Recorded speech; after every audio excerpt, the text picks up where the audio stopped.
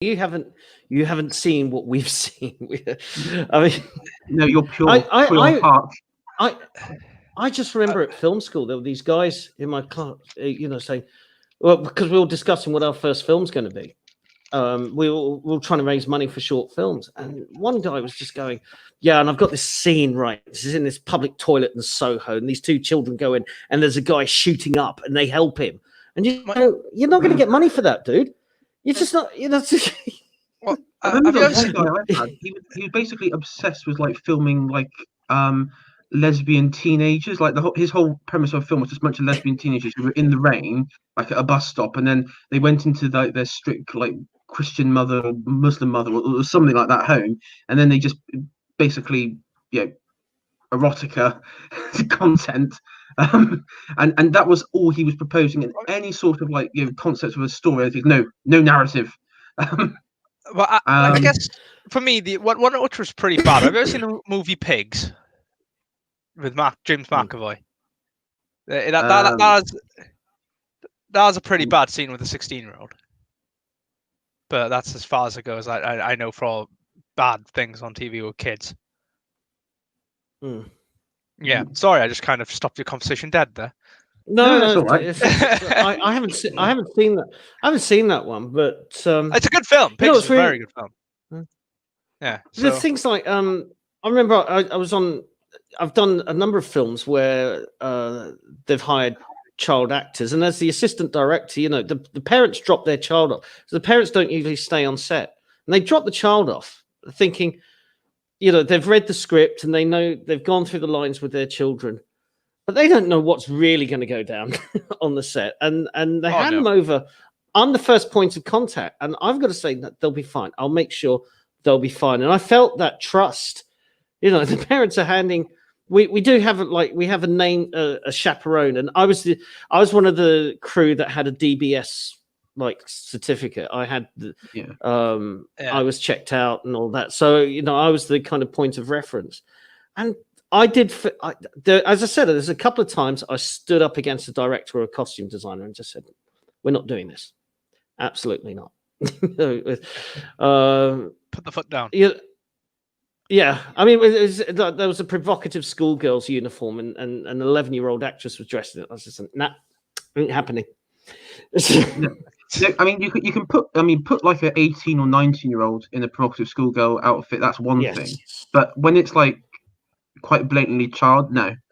But there was some like absolutely deranged lunatic on Twitter the other day who was basically comparing it to the Confessions of a Window Cleaner, the cutie, saying, "Oh well, it's about the same." And it's like, no, idiot. I mean, the people in that were all adults. They were all adults.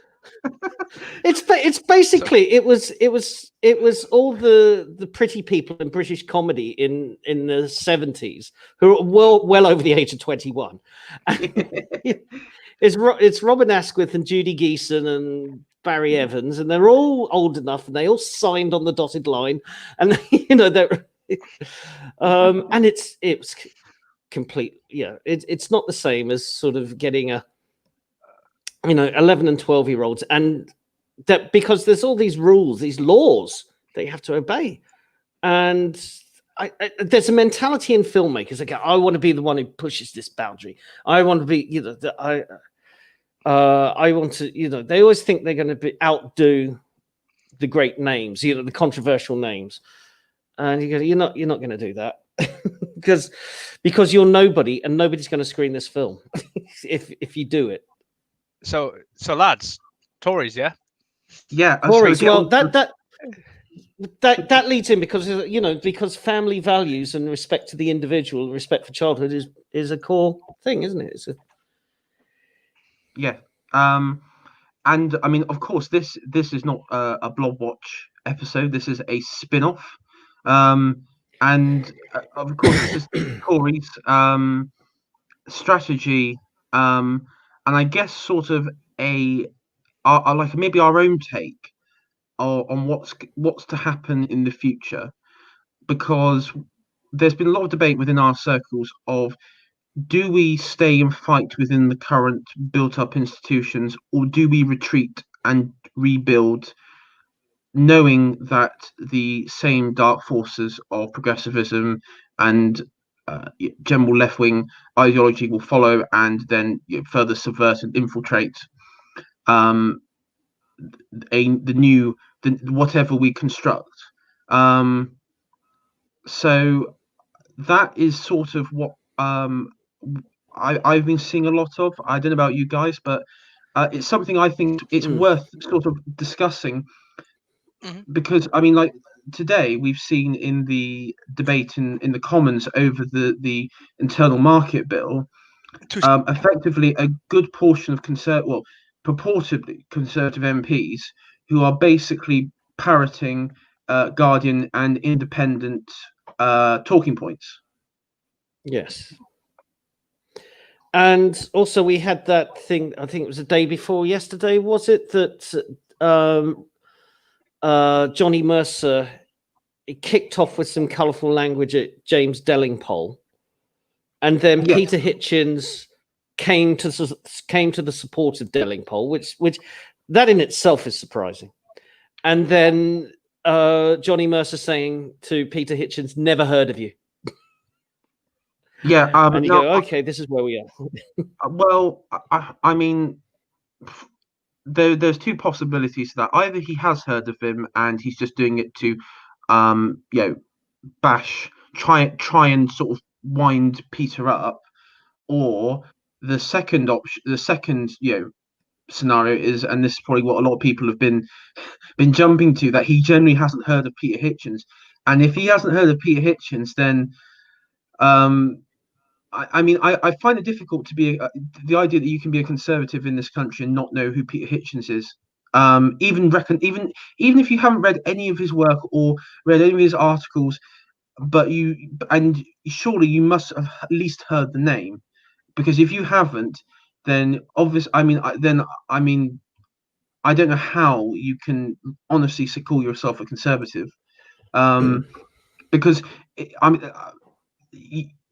Well, for the very simple reason that, I mean, he has been the sort of forefront of a lot of the culture war stuff when it comes to conservatism, and that leads me to believe that, quite frankly, our MPs have abandoned, conservative MPs have effectively abandoned the culture war to the left, and they will only stick with the sort of econ, sort of safe areas for the party, but the problem we face up with now is effectively the party on the economic front has gone radically Keynesian, radically to the left, and so it's abandoned both principles, both the economics and the social. And this is why we're seeing a complete sort of friction within the party, but also a friction within the country, because there's a growing feeling of discontent, because I think the recent example we can draw from is the whole rule of six, but also snitching on your neighbor if there like more than six people come. And I mean, it all goes back to that, what the snitches get rewards. I mean, I don't know if you saw that with the governor of California. He basically came out on TV on like in May or something, and he coined the term "snitches get rewards." Right, and sorry about that. I returned. But you would think, like the Conservative government, they go, okay, we're going to have this rule of six, but then that's kind of like this is what we're going to do, and we ask the public to do this, like they did with the lockdown. So we want to flatten the curve, and then they explain the reasoning. But this time, we're going to have marshals, and if you see anybody more than six people, they're saying with gusto, phone them in, snitch. She's going, no, that extra layer that is completely left wing authoritarianism, just it's there and then. Yeah, I mean, and what makes it even worse is, let's just say, I mean, they're not even consistent with it, the government, because if you look at the exemption list, the exemption is weddings, funerals, and which the government has tried to cover up pretty much from knowledge, is protests. and Extinction Rebellion and Black Lives Matter are effectively exempt from the rule of six, as long with any other protest. But not COVID protesters. COVID protesters get it. I know, and so so I mean, you haven't even got a consistent government policy on this. It's not even consistent, because I would have more respect for the government if they said, no, Black Lives Matter, no more protests, Extinction Rebellion, no more protests. If you go out there, you'll be arrested and you'll be fined. I'd have more respect for the government if they actually were consistent, but they're not on this. And that's what a lot of people on the right, even like normie conservatives, have really come to, have sort of really rattled their cages.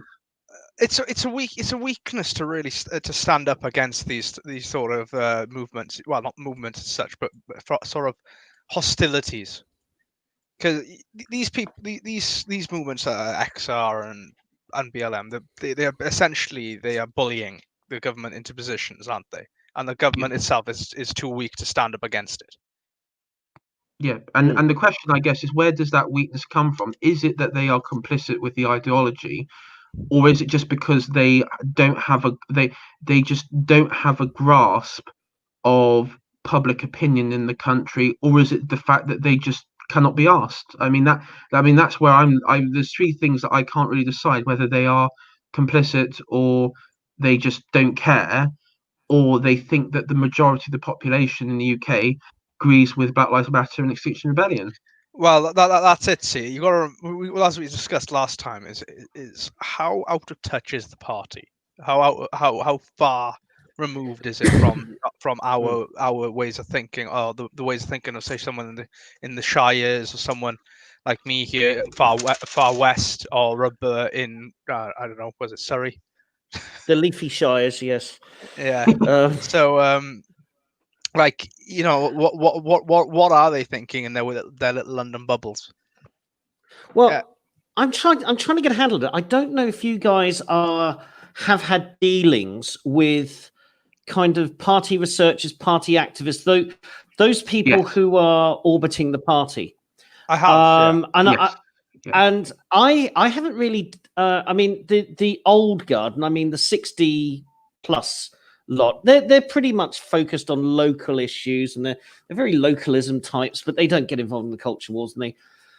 I've read a lot of them at lunchtimes on the culture wars, because I was the only young person that went to one of their dinners. It was like at our local hotel, and went to one of their dinners, and there was like 20 of them around this table, and they were actually fascinated on the culture wars, and I was basically explaining everything that's going on. Yeah. I even started telling them about like the Long March for the Institutions, how the beloved BBC has been taken over by radical communists, all this sort of stuff, and it's amazing because it woke quite a lot of them up. I think some of them found it quite hard to believe that the institutions could fall in such a way.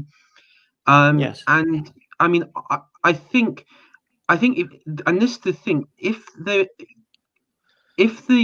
those people have something to push them in the right direction, because we have the Guardian and the Independent pushes the left in a certain direction.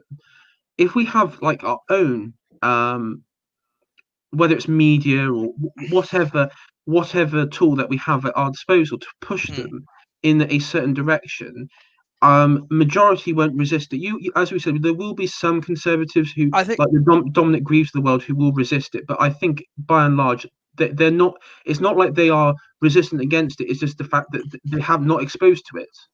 I think there's a great deal of the party that knows there's something wrong, but they are very sedated because they don't have an outlet whatsoever, or they don't have someone speaking their view.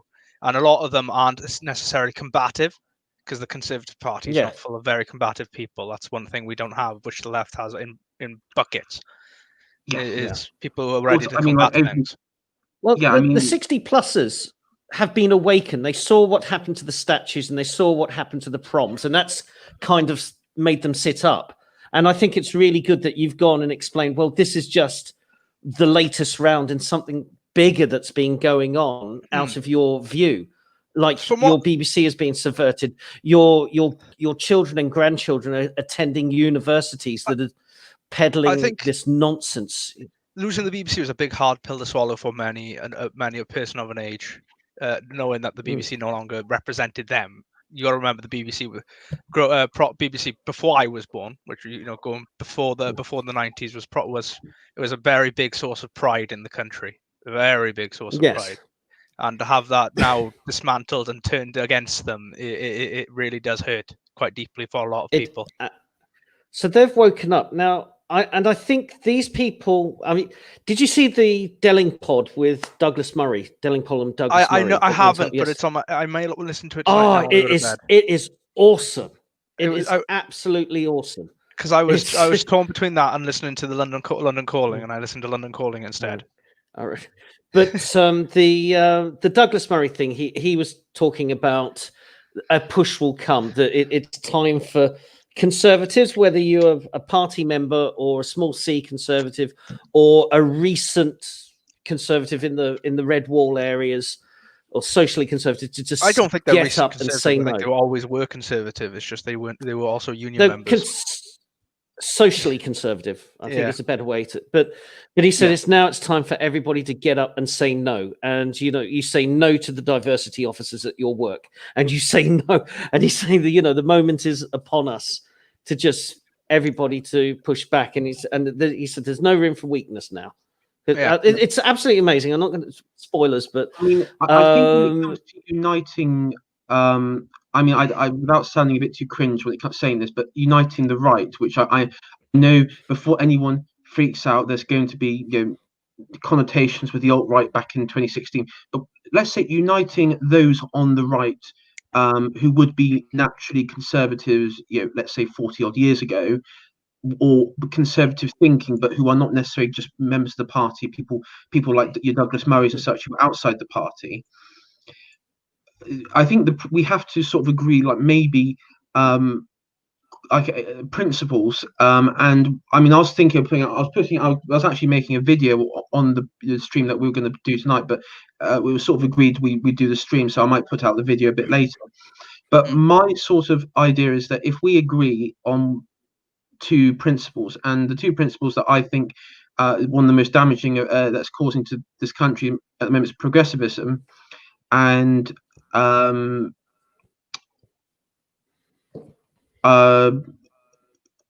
it racial? I forgot the critical race theory. Critical race theory. Thank you. That's it. Critical race theory.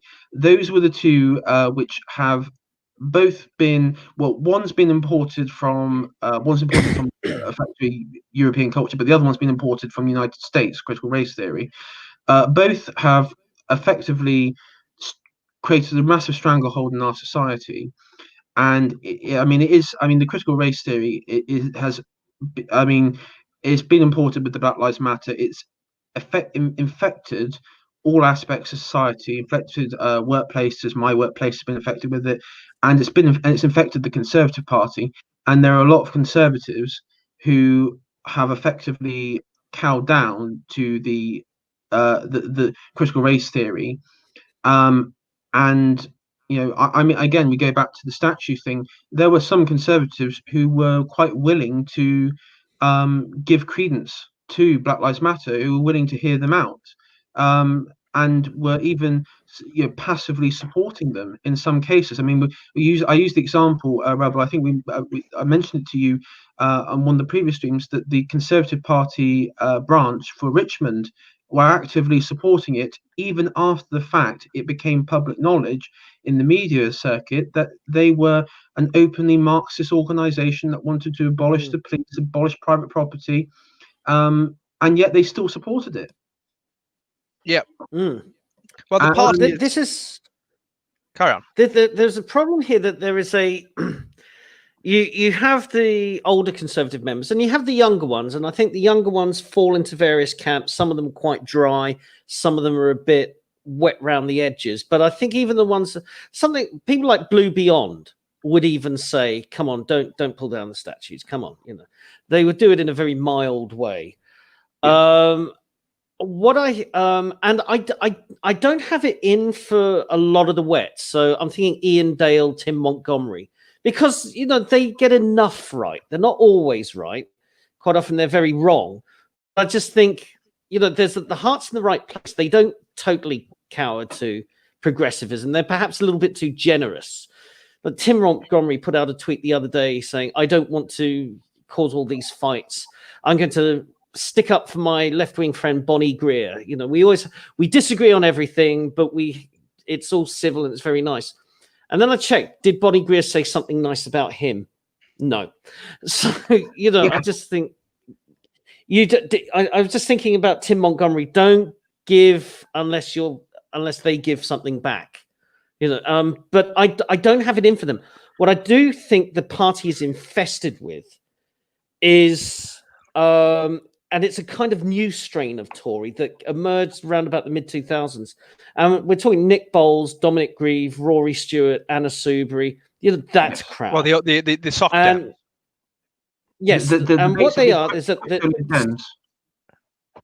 they are essentially Lib Dems. So what they are, they're big believers in big business. That's what got them into the Conservative Party in the first place. Will you support big business? Yes. And massive corporations? Yes. And tax cuts to corporations? Yeah, why not? Are you conservative on any other issue? No, that doesn't matter. You're still in. And here's a seat, because you know these people say the right things at the parliamentary perspective. If you're Cameron, it's a free vote.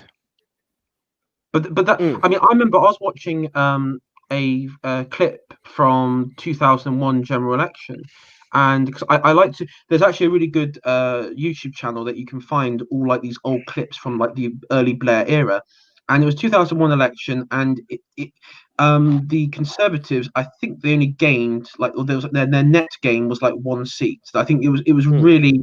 It was a bit of a weak. It was a completely weak one, and I believe it was William Hague who. It was Hague, yes. Yep, it was Hague and everything. And you had on the election morning after election night, you had Michael Heseltine sitting there, really quite smug, because he was pretty much saying he was going to go along the lines of, "Oh, I told you so." And he said it's quite clear, you know, Britain is changing. We got all these cosmopolitanites in London, and we're going to have to move to the centre. We're too right wing, and he was saying that back in 2001. And I mean, you could see back then that was Heseltine's push to push the party to the centre. I mean, he was already there making the party pro-European. Heseltine is probably one of the biggest enemies to have ever graced the Conservative Party. He is. Yes. He was a very dangerous and damaging character. I think he holds as much as the blame for Blair as Blair does. Yeah, I mean, Heseltine was the one that brought down Margaret Thatcher when Margaret Thatcher realised what the EU was all about, and then when because this thing, she was quite pro, economic market, European economic market, and that yes, when it became. And you're right, Owen. Because what happened was when it got to the point that she realised what it was about, that it was about effectively, robbing sovereignty. He, unleashed the daggers, and she was overthrown. And I always chart the downfall of the party effectively from that 1990, because from there on it just went constantly downward. I mean, and then of course you had the debacle with John Major with the exchange, the ERM, which to be fair, right, that was a happy accident in the end, wasn't it? That we fell out of the exchange. Yes, it was. And it showed the it was the first sign the public at large saw the weakness in the European Union, but also they saw the intransigence of the European Union. Yes, I say that Brexit was 30 years in the making. People forget this. There are certain marker points along the way, and that's about the third marker point that made the public go, this EU, being in the EU is actually harmful to the country rather than beneficial. But the thing is, Thatcher was saddled with some duff policies round about the time, which The poll made tax. she so first of all was the poll tax that went badly, Very badly. very badly, mainly because it wasn't explained very well, and there were too many loopholes in it, and it wasn't sold very well. But we're getting to starting a tax never works. Never. Yes. Raise a tax. There was other things like the Dangerous Dogs Act, which was the first time a Conservative government, and the Thatcher one as well, just did a kind of, we must be seen to be doing something to address a problem that really isn't the government's business. Yeah. And it just came up with this stinking turd of legislation, which is still used in law schools as a kind of, this is how not to draft legislation. And I think the third one she was doing at the time, there's the poll tax, the Dangerous Dogs Act. There was one or two other things. I can't remember off the top of my head, but the wheels were coming off on domestic policy. The wheels were coming off. I think she was extremely strong on foreign policy, but just the domestics that she'd run out of ideas. What can we do now? What's left to privatize? What's lying around? And I think Heseltine seized his moment. Who back in the day, right? During the Thatcher era, would you say looked like the next leader? Because with Cameron, we had Osborne. We all kept thinking, Osborne's going to be the next guy in charge, blah, blah, or Javid. Portillo. Who was going to be the next one after Thatcher? That was after. So after Thatcher, I mean, Portillo was just making his way. He wasn't yet chief secretary to the Treasury, but he was certainly junior minister. I thought he was. Was he defence during Major's time? Yes, during Major's time, and then he was chief secretary of the Treasury as well. In Thatcher's time, cast your mind back. We had Geoffrey Howe for a long time, but being officially the deputy prime minister will ensure that you never become prime minister. Yeah. So then you had a look at it. Certainly wasn't Major. He rose very quickly. So the Wets were pinning everything on Heseltine. Yes, of course. Heseltine had the daggers. Heseltine the daggers. The Drives didn't really. The Drives were starting to resign. They said, "I've done time." So Nicholas Ridley's, Norman Teblets were standing. Ken. One of the Kenneths, they were all standing down at that time. So you had Cecil Parkinson had the scandal, so he couldn't be an heir apparent. So the Drives were started. There was the in between the Wets and the Drives candidate, which is Douglas Hurd. This is a name that's forgotten about. Very good novelist, by the way. But Douglas Hurd was seen as the. He wasn't quite dry, but it's just like he's not as wet as Heseltine. But Hurd was too patrician, too egghead. Just didn't have that kind of touch. And Major came along, and he was just inoffensive at the time, and he was the blue collar Tory. So who ended up becoming Knight of the Garter. And they also it was also pushed that he said, I was born there, you're born in the council house. So he was raised. Was it? So was Thatcher. I know. But the thing is, single mother and such. I mean, it was all like sort of pushed. That sort of that. But you're right. Thatcher. Again, Thatcher was. She was definitely.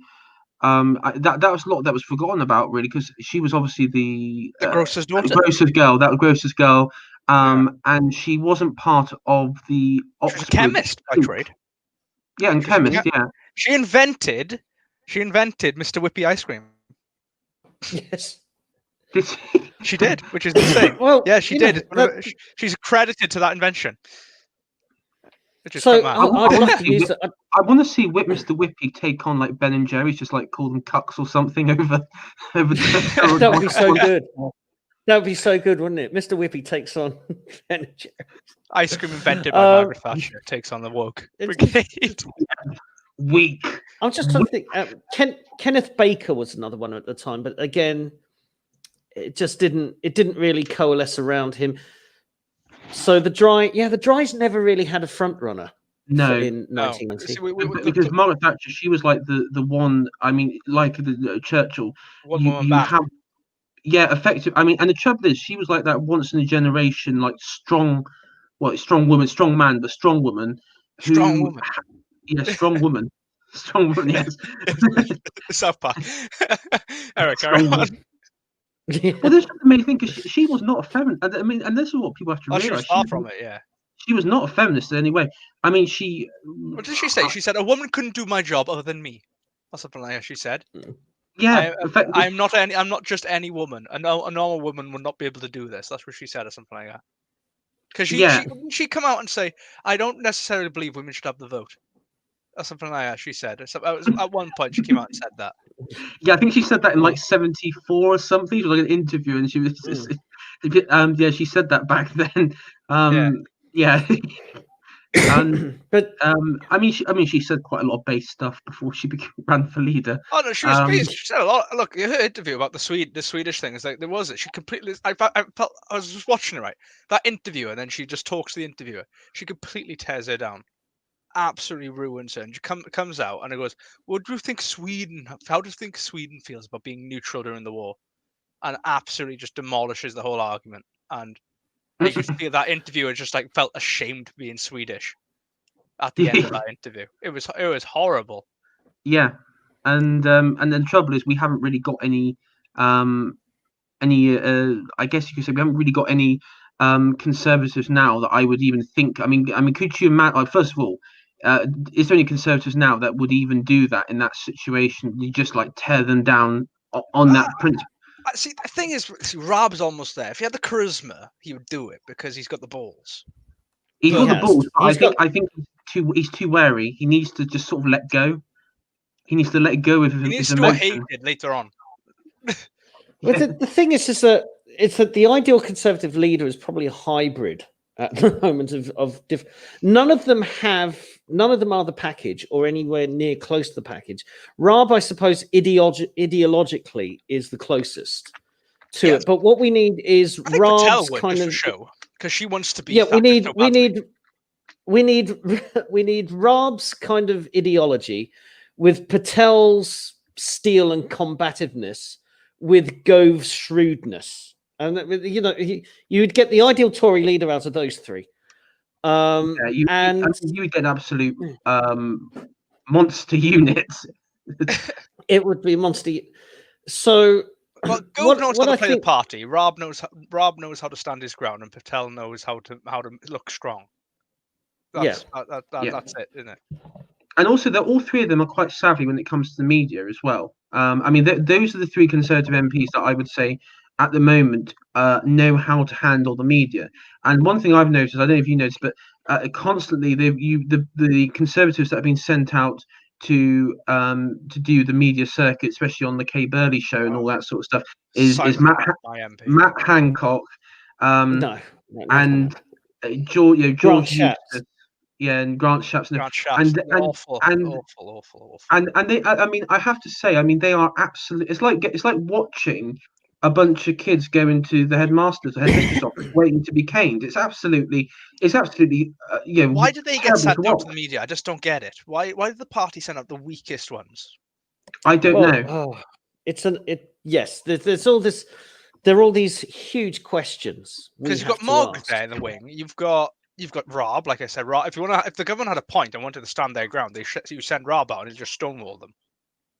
But that's it. And Patel will chastise. Goes very quick, and he can deconstruct a journalist's points and throw it back at them. And Patel is almost like, "Come on, say it! I dare you! I double dare you!" What you need, you need literally, if you need Boris sat there in a room with all the little pawns, each character. Go, this one will be on the BBC today. This one will be on Sky today. What are they up against? Kay Burley. I'll send Raab in. I think Raab should go against Kay Burley every time because he's the number one.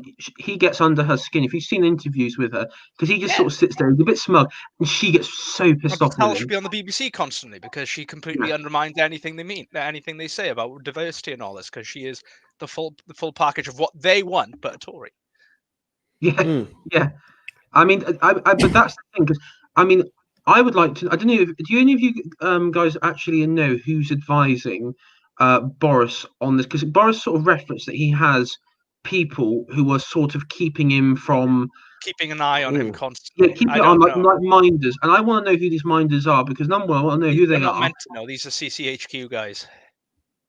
Yeah. Well, I mean, if there's any CCHQ guys watching, please let us know, because we need to get those fuckers out of the party as soon as possible. Because quite frankly, they are, as Yuri Bezmenov would say, they are subversive elements who are there to deliberately tank the party. I honestly cannot believe that anybody could be that incompetent. Even Conservative Party standards of levels of incompetence, I refuse to believe that there is some sort of just that they're actually trying to do their best for the party, because quite clearly that they're not. Well, yes, exactly. They're completely overwhelmed. What the problem is with the CCHQ is they're constantly tracing Labour, because I think they have this inferiority complex with Labour's management team. I think it honestly is too management. They see the Labour with all their momentum and stuff like. They're like, oh, look how well better organised they are. Look how much more power they've got. Well, it's all projected with Labour. No, it's a bunch of screeching, self-entitled middle-class teenagers on Twitter. It doesn't mean that they're actually better. I mean, you got more screeching. I mean, but if you take like the metric here of like, if you remember on election day in last election, the top like 10 trending was basically Corbyn Corbyn PM election day, Labour winning today. It was all of like that, and you would think, looking at Twitter, that Labour were going to have a landslide, and then it was the other way around. Yeah, and then boom, reality hits, and there were a lot of Labour people on the night. I mean, I remember I was watching Channel 4. They were amazed, weren't they? They were just surprised by it all. Did you see Channel 4? I did see when the exit poll came in, and it wasn't just gasp in the audience, it was screams. I go back to watch that just to know the good times. Before the virus. Yeah, I mean that.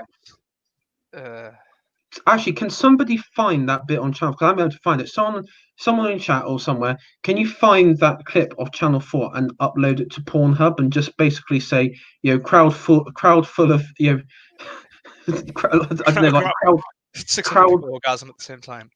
So 600, or head bombshell fucks over and 600 left teeth or something. Anyway. But I do worry about the people that get in as researchers and this kind of the orbiters around the MPs, because I think on the last stream I mentioned I had a run-in with one of these type of people, a researcher for the Conservative Party, where he was denying that he said nobody's getting blocked on Twitter. Nobody's getting deleted on Twitter was what he was saying. There is no cancel culture. And he was tweeting about, when Trump I wish I could remember his name. I've gone through the block list of my block list because I thought he was such an idiot. And I'm trying to find his name, but I think he's actually deleted his Twitter account because he's not there. But it was in the aftermath of Trump's proposed legislation to tackle big tech, and he was saying this will damage internet trust and safety, and he was agreeing. He was having a dialogue with his opposite number on the progressive left, and they were all chummy. And I come along and I go, but people have had their Twitter accounts removed. And he says, oh, here we go. Here's one of the Alex Jones lot. And I said, I'm not an Alex Jones lot. And we had this ding dong, and it just, but it was interesting how he identified more. He had more in common with a progressive lefty, who was all pronouns, I am, they, them, and all that. And it just reminded me of before. There'll be my last anecdote for now.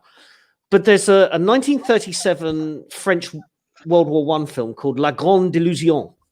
And it's a film about French prisoners of war in a German prison camp. Yeah, it's a very good film. But what it is that the two main characters are two French officers in this prisoner of war camp. And one is from an aristocratic background. And the other one is he's from a poor background, but because he had engineering skills, he's an engineering officer. So they're both nominally officers, but they're from very different social background. So the one who's from a poor background immediately starts saying, right, escape committee, we're going to get everybody, we're going to dig tunnels and all this.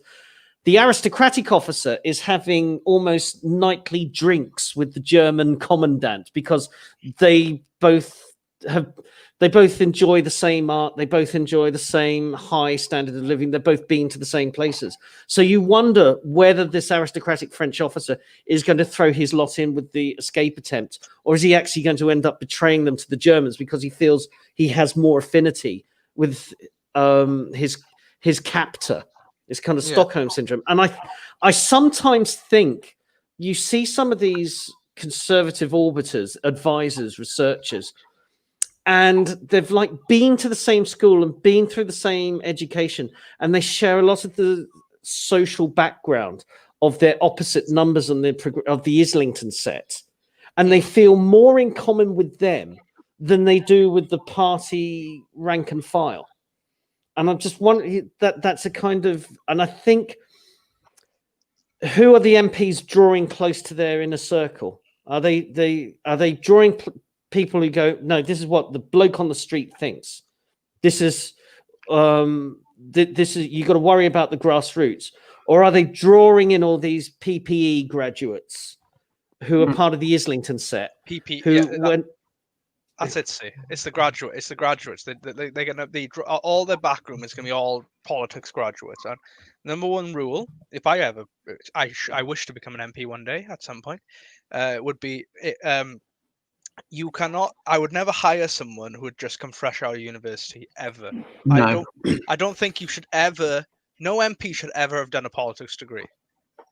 I think that's a rule. I think it should be, because you cannot be trained in politics. You must experience politics first. You must experience the world first. Then you can start talking about politics. Politics is a kind of an analysis of the world and then a decision-making process afterwards. And you can't be trained to analyze the world if you have not lived in the world or experienced the world. Because then when you have like a crisis or a situation where, as you said, Owen, where they actually have to get involved in real world stuff, that's when you have the situation of, politicians are out of touch, careerist politicians know nothing of their constituents, and the element of truth is that I hate to say it, but a lot of them do. There are some. I mean, there are exceptions to the rules. Like I would say, like Jacob Rees-Mogg, he knows his constituency very well, and he knows his constituents very well. Well, he's very involved in the community there. I think that's fairly evident. But yeah, he's very involved, and he understands the class. He understands the class in the sort of social classes in the constituency as well. He's self-aware. I think this is the big thing about Mogg. He's very self-aware. He's self-aware. He's more self-aware than any Labour politician. I mean, you had that Jess Phillips who was with him in that short documentary. Yeah. And I mean, she quite clearly. She went to his constituency in Northeast Somerset thinking it was all going to be all manners and everything, and in reality, it was.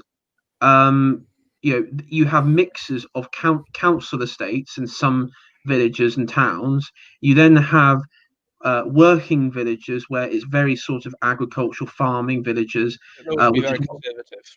Yeah, which is and very traditional conservative. And the village that he's in, which is I think it's like East Hartree, and that's, by the way, that's public knowledge. I'm not doxing him or anything. It's public knowledge out there which village he lives.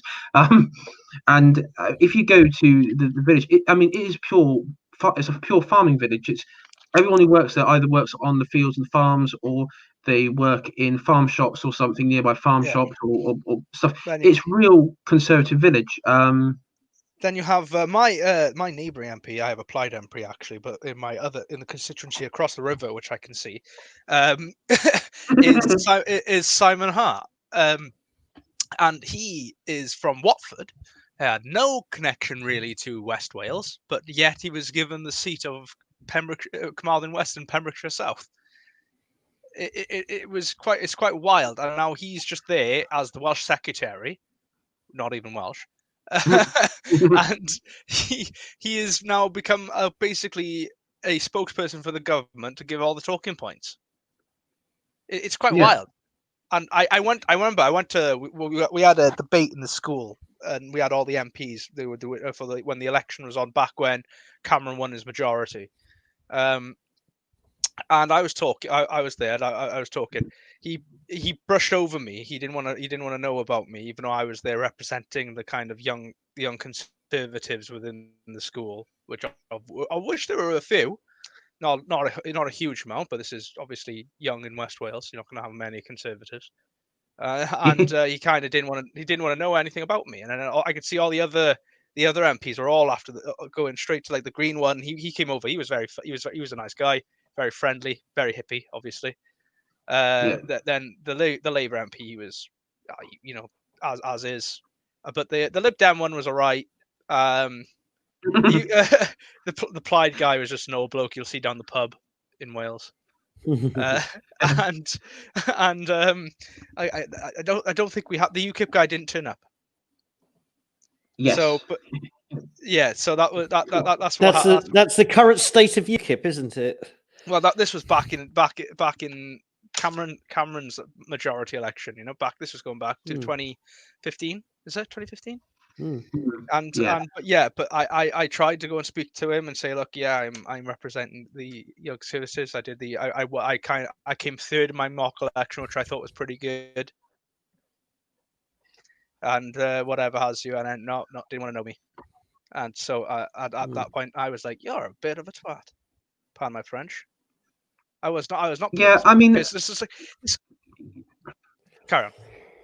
I was gonna say, I mean, yeah, I mean, I'm not surprised because there are a lot of conservatives who are, I mean, you got the typical leftists would say, well, there you go, conservatism is a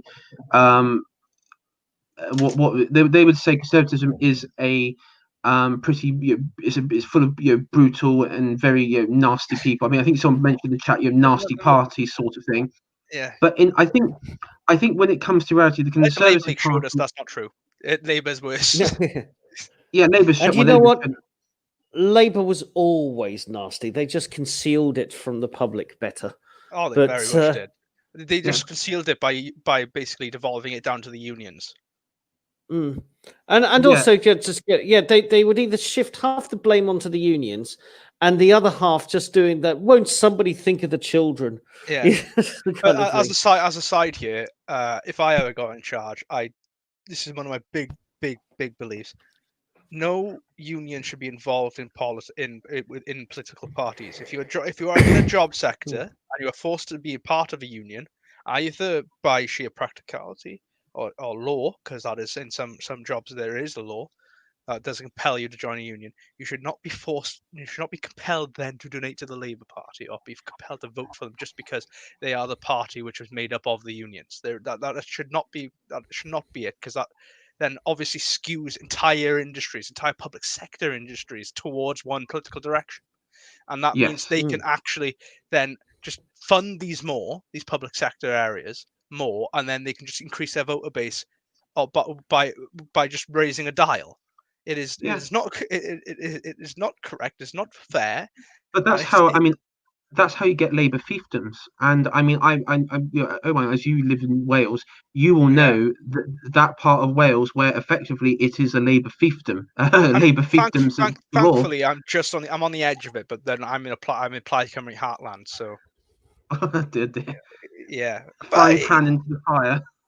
It's right. Really, actually, what's odd about my areas is very heavily divided between Plaid and Tories. It's it's either you're a unionist or you're an independence guy, but you don't really. If you fall in between, you don't really get much say on anything.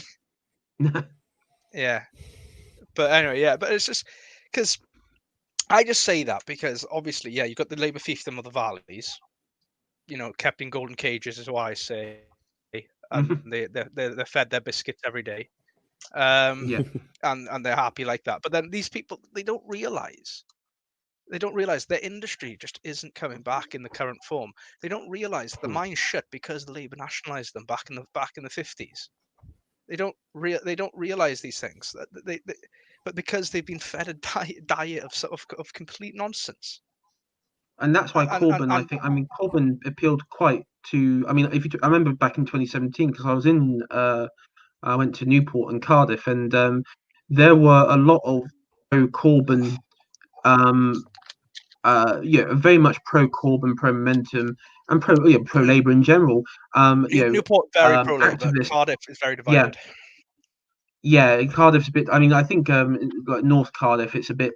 There's quite a strong sort of Tory, and in Central Cardiff, you had like the Liberal Democrats and such. There's the kind of rich west wing of Cardiff, like southwest of Cardiff, which is quite wealthy. But then what's odd about Cardiff in Cardiff is that there's an upper nationalist class there. So in Cardiff, the rich people speak Welsh. It's very weird. And it's a very. It's like the London. It's like the sort of metropolitan middle class Londoners who are socialists, and then you have like the more working class Londoners in the outer boroughs, which are tend to vote Conservative. To some extent, you have Tiger Bay, which is very, very Labour, which is where like Shirley Bassey and stuff comes from. Very Labour. And you've got Swansea as well, which again is divided. Swansea city itself, very red, but then you go to Mumbles, extraordinarily blue. Yep, and now Bridgend is now blue. It's now Conservative, and Bridgend very Brexit, big Brexit. Yeah, not surprised. It's not blue. It's big Brexit. That's what Bridgend is. Yeah, because the MP this evening, he referred to himself and the people in his constituency of not being Conservative voters, but being Brexit supporting voters, which I thought was quite interesting, because he didn't say Conservative, he said Brexit supporting voters and who elected me. He didn't say people voting for Conservative, which I thought was quite interesting, because obviously he worded it in that way, probably because a lot of ex-Labour voters voted for him, which I mean, again, but that goes back to what we had like with the northern red wall seats.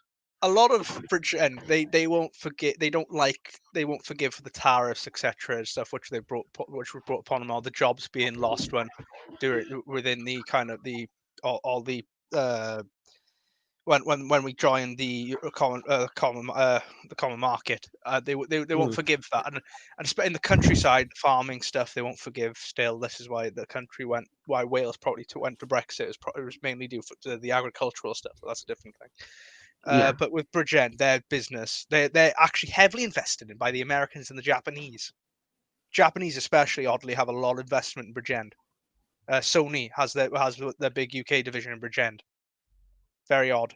I think there's a few car plants there as well, which are Japanese manufacturers. So they're not reliant on EU trade. No, not at all. Wales itself, right, when it comes to it, doesn't have that many European actual manufacturers or services here. It's mainly American and Japanese. Yeah. Wales, it's like unlike, I don't know, Scotland or the northeast of England. It's not got that heavy connection to the continent. Well, Scotland's quite interesting because most of their trade is actually done with England. I mean, there's this big persona that if hundreds of thousands of jobs in Scotland will go, and it's like, well, not really, because I actually looked at a stat and I can't remember which one, but it was quite some time ago. It was during like last election, and I think Scotland barely. I mean, Scotland barely has any sort of produce any surplus, but it barely even. But most of its trade it does is ironically within England and predominantly within the southeast. In Scotland, right? What they need, I think the Tories need to do in Scotland is just don't call yourself Conservatives anymore in Scotland. Just call yourself Unionists. Yeah, they go back. What I actually think is, I know, and people don't know this, but right back in the day, we'll say quote unquote Conservative Party north of the border was actually just known as the Unionist Party, and it was separate from the Conservative Party of England and Wales. That's what needs to happen now. That's what needs to happen now, I think, because they obviously it's not capable of being run in the manner it is currently. It's a complete mess. I mean, Douglas Ross. Reform. I think Douglas Ross is better than the previous one, which was Carswell, because Carswell was, I mean, the fact that he was nowhere near charismatic enough, less like Ruth Davidson, and he had really no sort of presence, like media presence or anything. And the problem is, people didn't. I mean, the just general public just didn't know who he was, and Yes, and the only good thing the Conservative Party up there did was actually remove him, because they were self-aware enough to know, oh my God, if we have this guy at the next like Scottish election, which is next year, they would probably lose all of their constituency. SNP are looking to do a clean sweep. I don't think it's going to happen. Personally, I've been looking at some of. I personally think there's been a lot of dirty tricks in Scotland. I really do. I cannot see how Nicola Sturgeon keeps getting away with all the stuff she gets away with. Well, I looked at a recent poll, and the SNP, in my estimation, have dropped 10% from August to September. I've heard grumblings that there has been a lot of ballot harvesting. There's been a lot of really tricky stuff going on. Do you remember I wouldn't pass the SNP whatsoever, considering the tricks they pulled. Yeah, at the last general election, there was cases where police had to get involved because there was a guy who turned up turned up at a poll station with a knife, and then there was supposed like bomb alert, and then it was on election night, and it was real mental, because there was a lot of things going around Scotland that was actually like, and then there was people claiming that they were voting twice, and it was all really, really dodgy stuff. Yeah. And I remember thinking to myself that if there was actual, the ballot boxes had been, that they would be tampered with in any sort of way, which is what some were even suggesting, that there was actually people voting twice, then that would, I mean, personally, if I was an MP who, like a Conservative or Labour MP who lost my seat up there, I would be looking at individual cases and actually demanding a by-election. So I got to be honest, I don't think the Lib Dems lost the islands properly. I don't think that's right. I think there's something awry there. I really do. Which was Dunbartonshire? It was for the leaders. Bloody know how much I remember. How memorable. Joe Swinson. Joe Swinson. Yeah. Yeah, that was a very dubious win from the SNP. I got to be honest. Gordon and Angus, because now this is the thing. By the logic, you would have to have had a sizable percentage of Conservative voters from 2017 to switch to the SNP. Yeah. Now, I'm sure I don't have to tell you, both of you, what the discrepancy in that would have to be, because you'd have to go from not just any unionist, but a Tory, pure unionist, to pure independence. And from what I can see, most independent supporters directly come from Labour more than any other political field. Because that's where you begin. If you're exactly, if you're normal, I mean, I'm not. But Ewan McGregor, he was Labour supporter. He was originally, supporting no, and then this week he came out supporting yes in the second referendum and supporting independence. And that's the thing, because I mean, the reason, and the perpetual problem we'll have in Scotland is, on average, about 45% will be voting SNP. Because they're one issue, and everyone else is divided. Yeah, and then the 55%, the majority, will be divided between Labour, Lib Dems, and Conservatives. But the problem is, by default, that's why you need to fully separate the party up there. Yeah, exactly, and you need to fully separate the Tory party up there. Yeah, and I mean, and if you look at election map, like first past the post, and you see the SNP having near enough every single seat in Scotland, and you think to yourself, oh well, it looks like they have a majority, but then you realise, oh, they get 45% of the vote. It's a very constituency. It's not that great. It's not a massive margin. It's not insurmountable. No, I mean, most of, I mean, like, take Gordon. I mean, like, Gordon is ridiculous. It's like 100 votes between the SNP and Conservatives. I mean, it really could. At the next general election, I think it's like number 2 on the Conservative list. It's like ridiculously close. All they need to swing is like a 0.2%. Look, I think when it comes to Scottish independence, though, I think what will happen is that they'll vote for it and it'll never happen, because they'll soon realise the sheer logistics of it is impossible. Do you have your own army? Do you have your own currency? That is 2 big questions that you won't be able to answer within 5 years.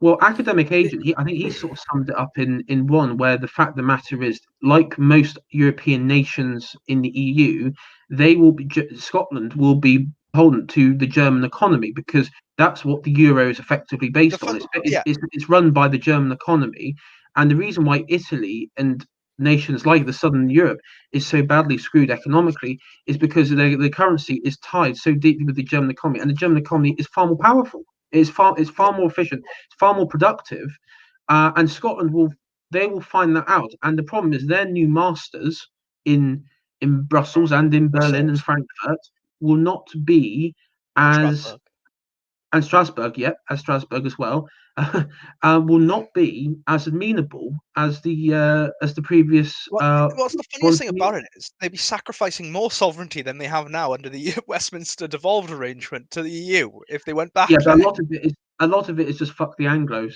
I mean, I think it's the bloody Irish mentality, I tell you.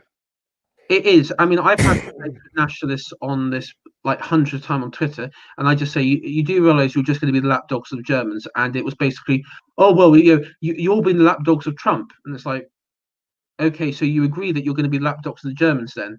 So you choose the Germans over the rest of the English-speaking world. Just choose the Germans to own the Anglos is basically that, and the problem is. There are a lot of Scottish people who supporting the SNP because they believe their lives will be better on independence. And if they actually do get independence, I would hate to be up there when the reality kicks in, because when the reality kicks in, there's going to be a lot of angry people. They'll say, "Well, why?" It'll become a city. There was a time with the SNP where when Alex Salmond was the leader, where a lot of the voters were saying, well, the SNP is more socialist than Blairite Labour. That's why we're voting SNP, not because of the independence issue, but because of that. They were nationally socialist. Well, that's how they turned out. Well, look, Plaid Cymru and the SNP had some very dubious histories during the war. Yes, me and P-Man, we went through. We were Celtic boomerism. We went through the Welsh Liberation Army, and I have to say, they had some very interesting Hugo Boss outfits, and I wonder where they got the inspiration from. Did you see the Free White Heads? You see that on cars in Wales. It's quite funny. It's like it's a Welsh Republican movement. Oh no, I haven't. I don't know about those, but do they have a sort of affinity with a certain Austrian artist? They do in the past, yes. It's a Welsh. It's a movement to kick out all English. Burn down the. But you have seen. I mean, this year, and this is again another thing that I wish the Conservatives would address, and it's like this historical revisionism. Where almost like the left are pining for a world where Hitler did end up invading Britain and conquering it, knocking Britain out of World War II. I don't know if you've seen this. And it's lefties doing this. Well, you had, you had George Orwell who wrote about how he would describe it as the sort of metropolitan class that of hating Britain were cheering on. I believe it was in the First World War, but cheering on the Germans, and they were cheering on the opposition because of this self-hating mentality.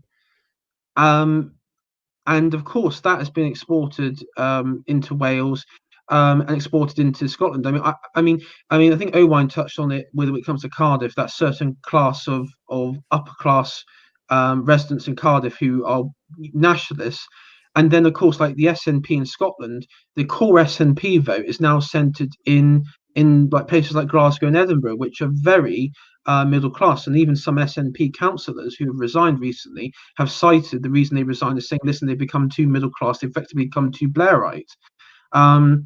So it sort of attracts if you were going to create like an anti-British, like a British movement in Britain, like an anti-British movement of revisionists and everything, it will attract a certain people, and you'll become tied to effectively metropolitan cities.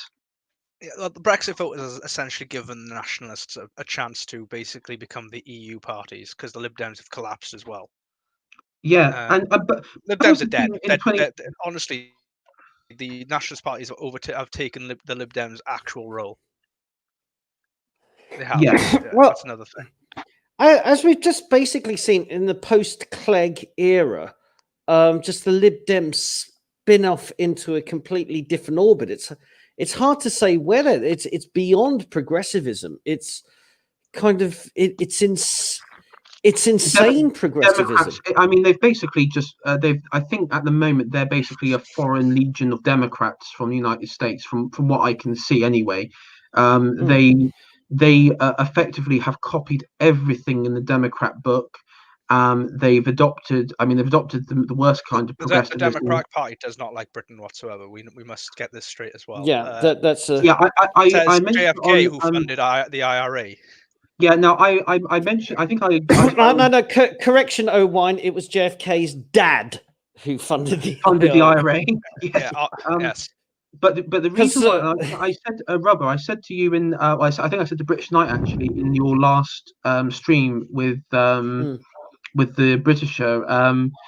I said we were talking. I think it was This Week in History, and I said the reason why Nancy Pelosi is effectively gone down this route recently with the whole Brexit negotiation, basically saying to Britain, "Oh, we won't give you a trade deal," is it's basically posturing to the IRA vote, the Irish vote. With Michigan and stuff. Yeah, like in that. Michigan, in Boston, in New York and Chicago and such. And a lot of them, I mean, to be fair, a lot of them aren't Irish. They basically see themselves they pretend to be Irish. Yeah, that's right. Pretend to be Irish. Like this is what the American conception of what it is to be Irish in their eyes. And of course they this is the Democrat. The reason why, and this is quite interesting because you could actually draw politically from this. I know we're going a bit off topic here, but you can draw quite interesting things. Because obviously the reason she has to do it is that she has to shore up her voters in those areas. Now you could draw from that and say maybe the Democrat vote in those areas like Boston, New York, Chicago isn't as strong as they would like it. Hence why she's heavily playing on this. I don't know. That's what I took away from it, because I thought it's very interesting because she very rarely talks about it, and I just wondering if the Democrats are worried that they're going to be losing come November in those areas, given the fact that bands of democratic terrorist mobs are rampaging through cities, breaking up people in restaurants, threatening them, and threatening people in their own homes. I mean, I think Pelosi is kind of, more so than Biden, but Pelosi sees herself, I think, as the inheritor of Obama. And so she's taken that kind of Obama sneering contempt for Britain.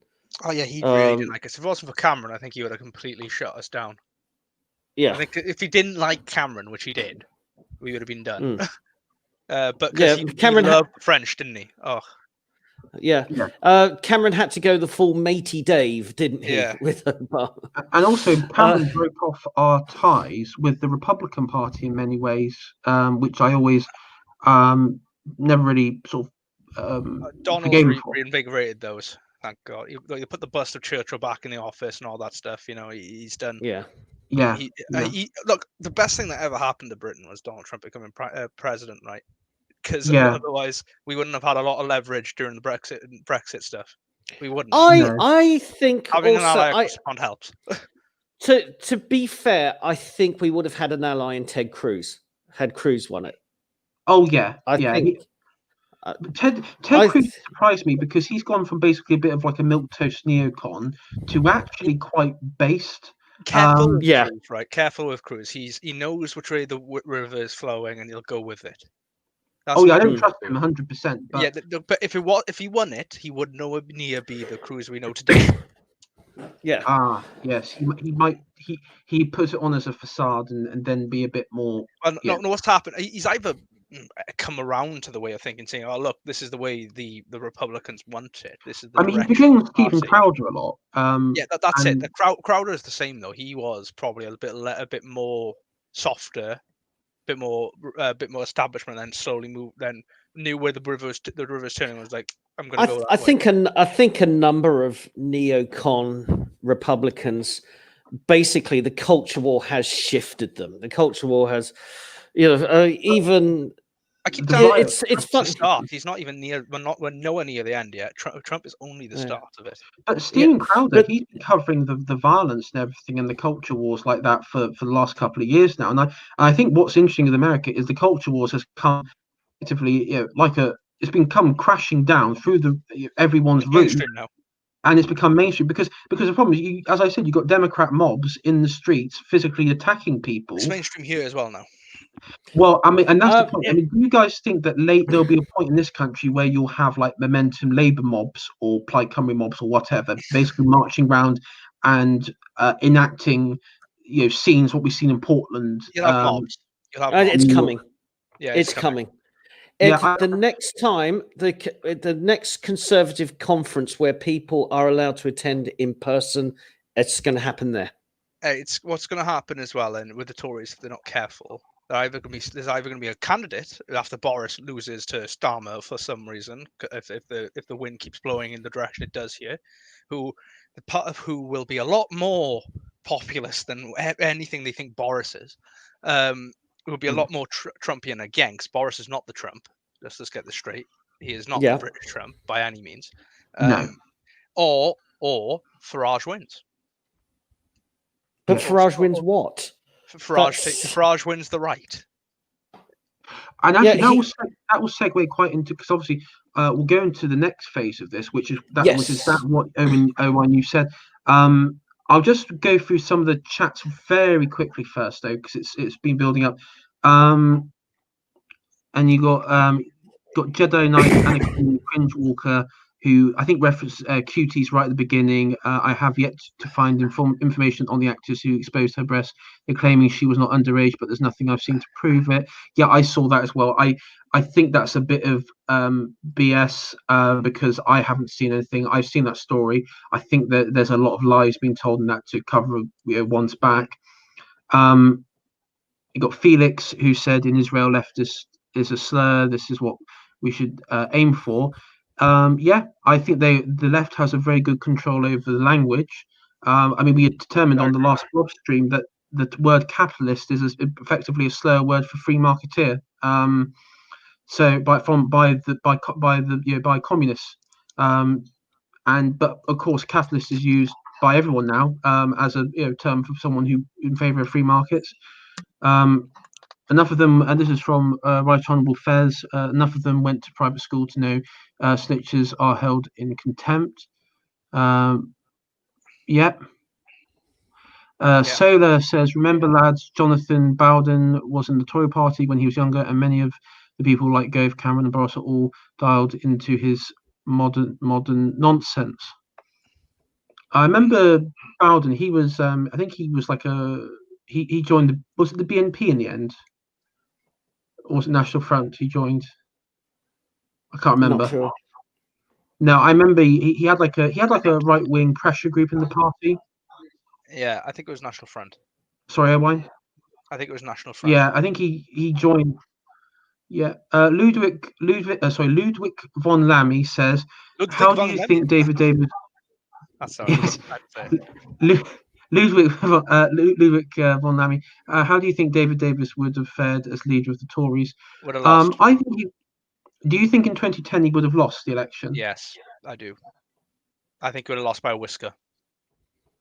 It would have been a Labour Lib Dem coalition. I think in 2010 he would have won. Really? I think he would have won because I remember in 2010 there was a lot of Conservative voters who were put off because they thought that Gordon Brown and Cameron were very similar.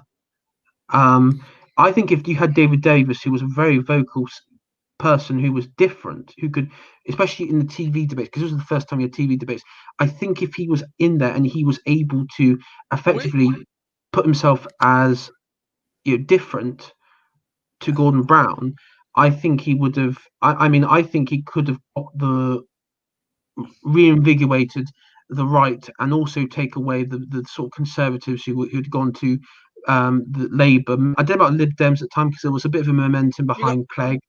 You got to be careful. I don't think things would have been better under Davis because with Davis in charge, obviously you'd have a lot of the UKIP vote going towards Davis, and that means Farage wouldn't have been given the power he would have to kind of coax Cameron later on into given the Brexit vote.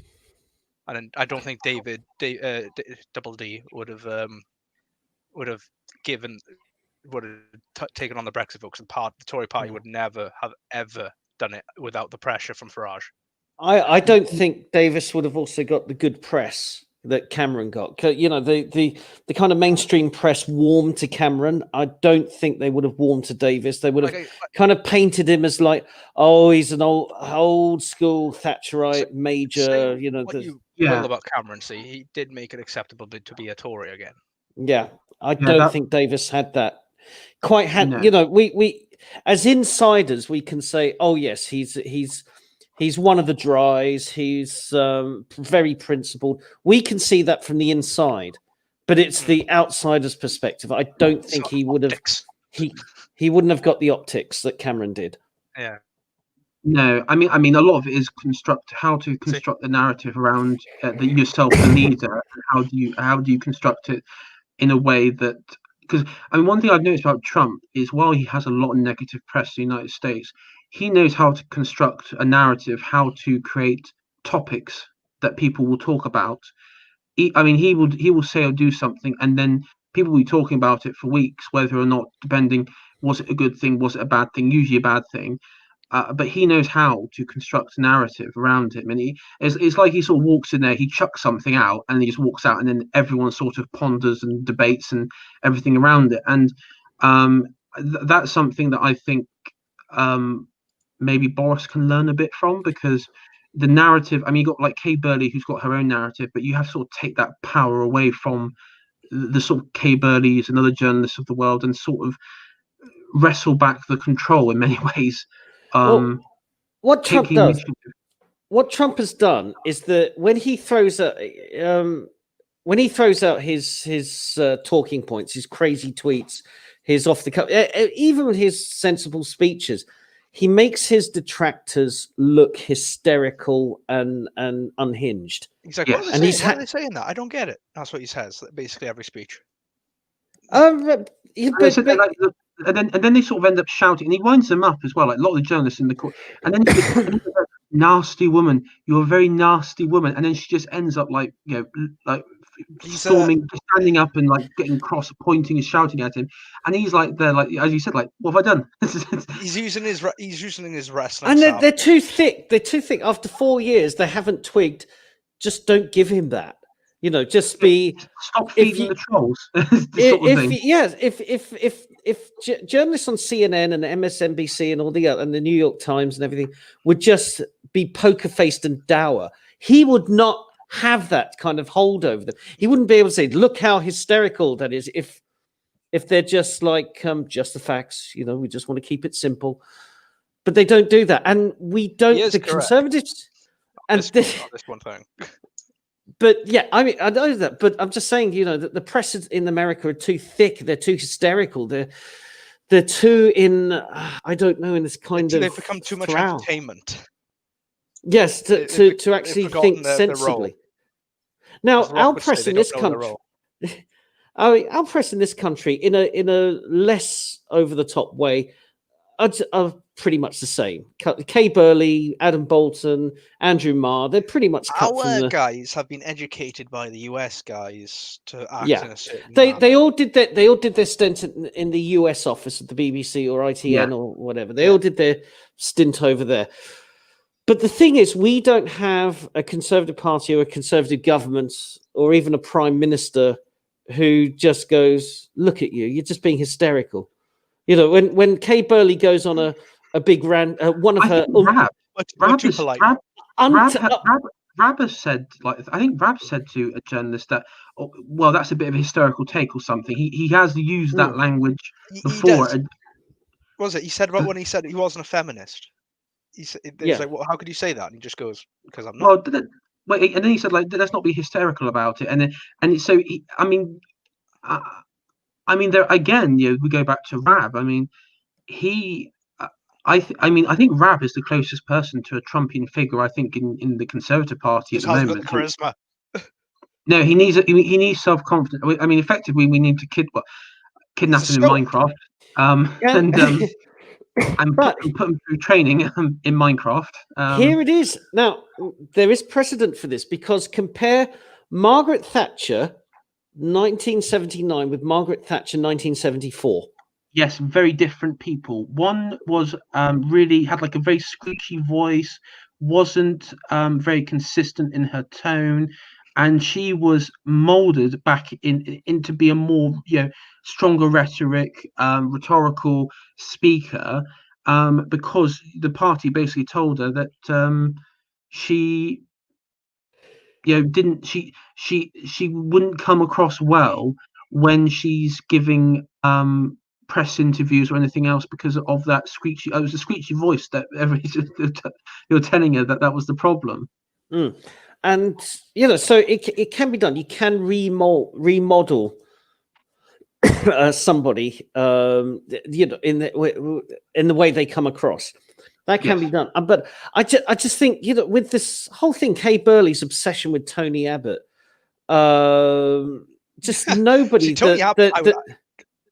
See, I'm telling you, Tony Abbott could run as a Tory MP and probably win a seat, and it could be high in the party. I'm not lying, because Aussies are allowed to be UK prime ministers. I'm telling you, I would take it. But the thing is that you go Tony Abbott, he's a misogynist and a homophobe, and just go, is he? I mean, where's your proof of that?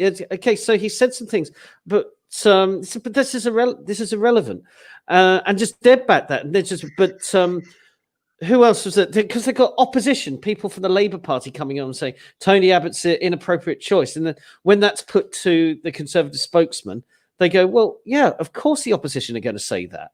Come on, but you don't have somebody. You don't have a who's the US press secretary?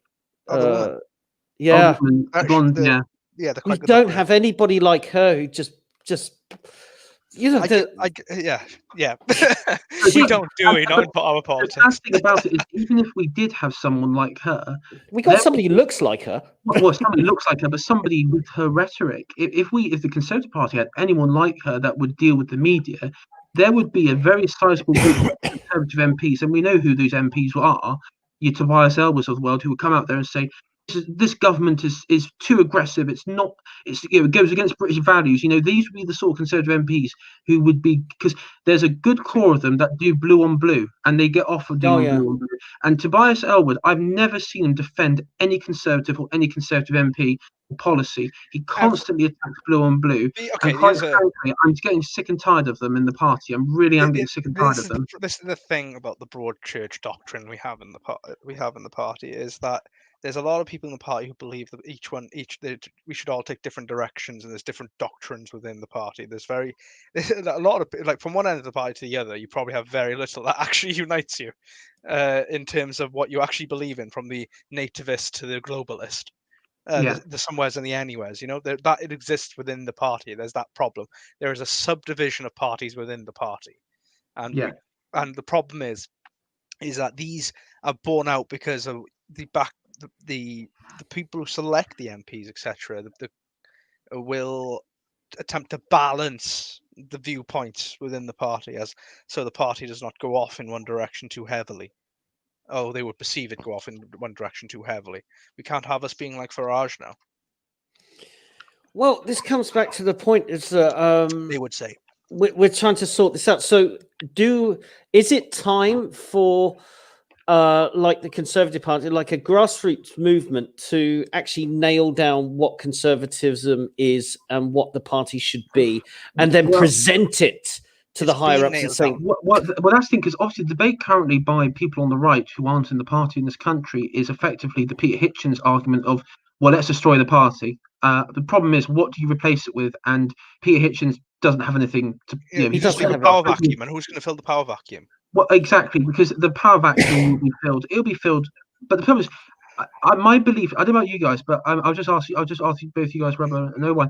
Do you think the Conservative Party can be destroyed? Because I don't think it can be. I don't think it can be either. No, I think it's too adaptable. So I mean, if you're thinking the Conservative Party can be destroyed, and if you're going to use time and effort. I mean, I said to Academic Agent, I said to him, and why waste the time and effort? Because you can be using your time and effort to do something a lot better than try and destroy something which cannot be destroyed, and sort of wasting time in doing it. Like punching water. What'll happen is you'll hit it hard at first.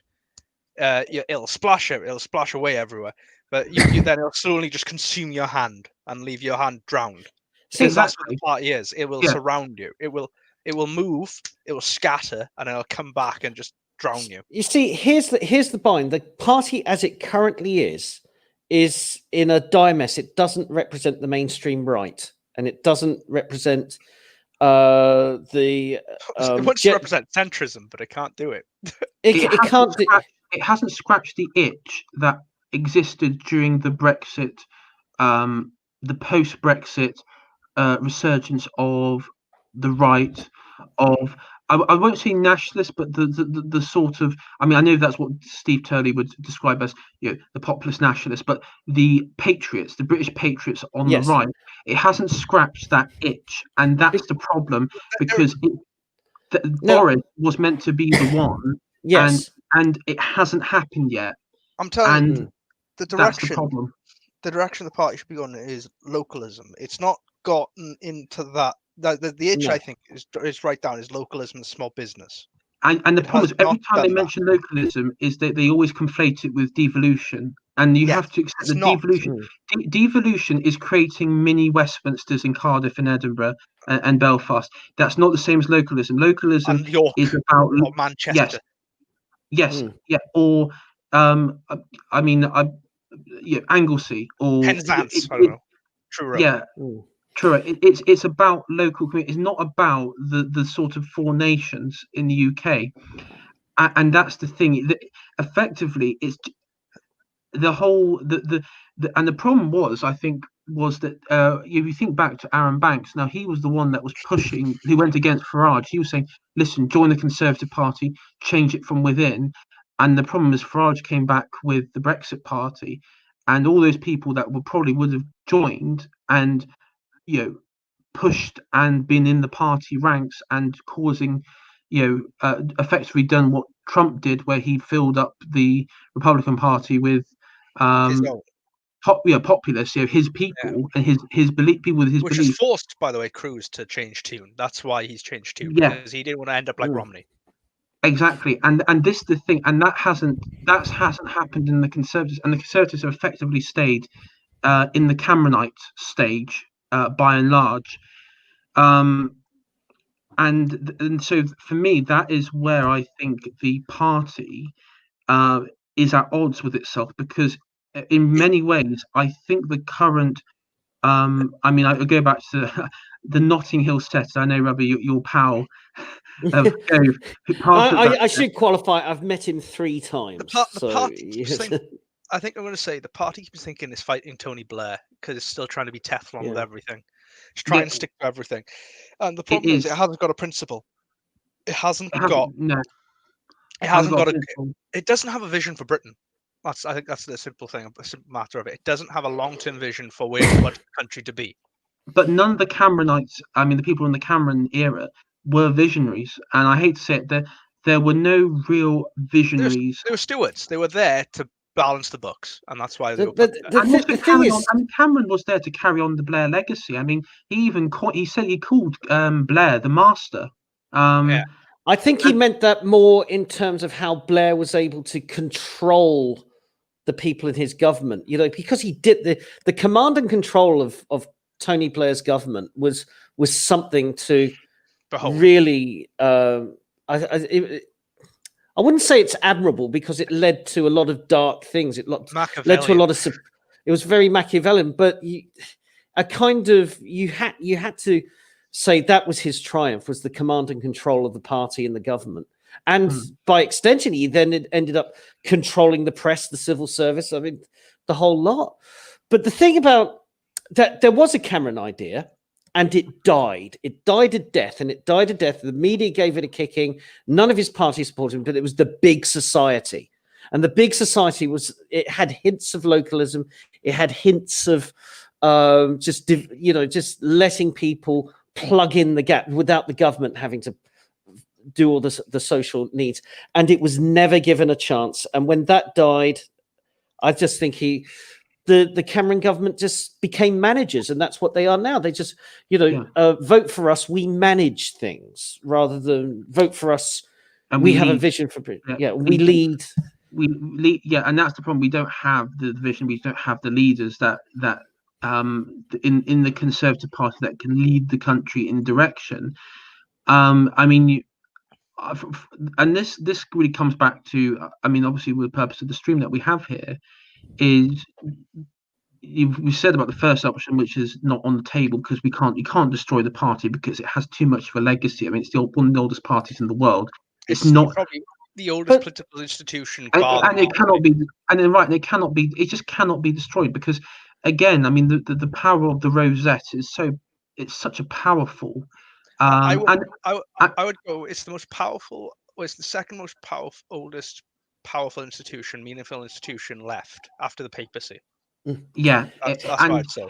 And so the second option we've got is obviously, which again has been pumped on, which is creating another party on the right. But then you fall into the same problem that all other parties on the right have. The maximum thing another party. Sorry, AI. I was constantly going over you. Yeah. No, sorry. I was just going to say the main problem that alternative parties on the right have is that they are always labelled sinister, nationalist, possibly even flirting with Nazism and fascism, and so that, and from the media's perspective, and then they get the negative press, and then they gain no traction in any conceivable way. I mean, that's what they try to UKIP. However, with a lot of those parties, there is fire along with the smoke. I mean, every time somebody said, you must look at this party. It's a genuine right-wing party, and we haven't got the racists and we haven't got the Wignats. And you just look into them and you go, no, you do. Because that's what they do. That's what the genuine far right, the BNP, that's what they did with the EDL. The EDL was a kind of working class visceral response to the grooming gangs, to the failure of multiculturalism. The BNP saw it as an opportunity. Within weeks, they'd moved in and colonized the EDL. And that's what I mean. It's a self-fulfilling prophecy, because the problem is when the media says, oh, look, it's full of Nazis, then genuine Nazis would probably look at the media and say, oh, good, that's not something I can join. And so they end up not the people that you don't want to be in there, who the media claim are in there, end up joining because they see the media. And as you said, and I mean, I think, UKIP, there was that period in UKIP in 2014, 2015, before the election, where there were people in there who were racist and who were probably, and then that's why Farage did the radical thing, where, again, no other political party had done that. He banned people who were in the EDL and the BNP and National Front from ever joining UKIP. I think that was a very sensible move at the time. I think because there was attempts, I think, by those elements of Wignats and such of joining UKIP, and of course it was prevented. Now, Wayne, you go first. I was just going to go on about the point about the right-wing party, any other right-wing party. What I think Farage is the furthest you can go with it. He is essentially right now the only person holding the government to account in anything that's meaningful. Because he is the boogeyman of the party, because he is the thing they fear the most, and so because he holds the keys to power. He does. He could say, and he has a massive legion of people voters who will just not vote for them if he said no. This is where it gets so tiresome, because why have this exterior force to make sure that our party remains conservative? Because then that just creates another level of frustration where all the because then all it does, and I hate to say it, but all it does, it keeps the negative forces in the party in positions of power, because they can effectively do what you were saying about with Ted Cruz, and they end up doing it. They can actually go out there and say, oh yes, of course we support Brexit, yes, of course we hate these statues coming down, of course we hate this sort of woke offensive culture. But then when Farage does disappear, they revert back to normal. But I think there is. Oh, sorry. it's necessary to have a wall of an opposition, right? You can't not have that. You can't have. There has to be an alternative to keep the party. There's no entrenchment of any ideas within the party. You see, the thing is, the Conservatives have plonked themselves firmly in the middle, into the centre, and they're flirting too much with the centre left. And you just think, well, where's the pushback? Where's the pushback? And looking at, how could a right wing party exist? And we can look at UKIP and the Brexit party and say, okay, yes, they were formed around single issues, but the potential to turn UKIP into particular, I don't think that was the same with the Brexit party, but to turn UKIP into a kind of alternative right-wing party in the UK. There was a potential there. It was never realized.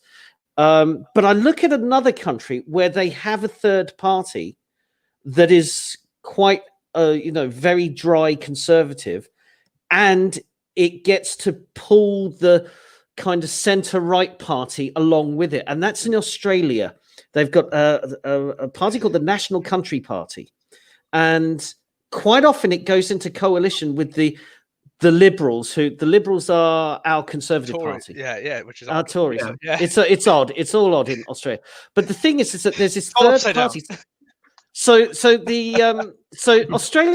Australia has 4 parties that are represented in its system. So it has Labour, the Liberals, Tories, the National Country Party, and I can't remember. I think they're called the Australian Democrats, who are pretty much like our Liberal Party. They're Republican, aren't they? The Aussie Democrats. They're also quite like Liberal Republicans. Yeah, they're pro-Republican, and they've got about anywhere between 3 and 5 MPs. So what's odd about the Aussie Australian history is that the Liberals merging with the Social Democrats in their party, they merged with the Tories.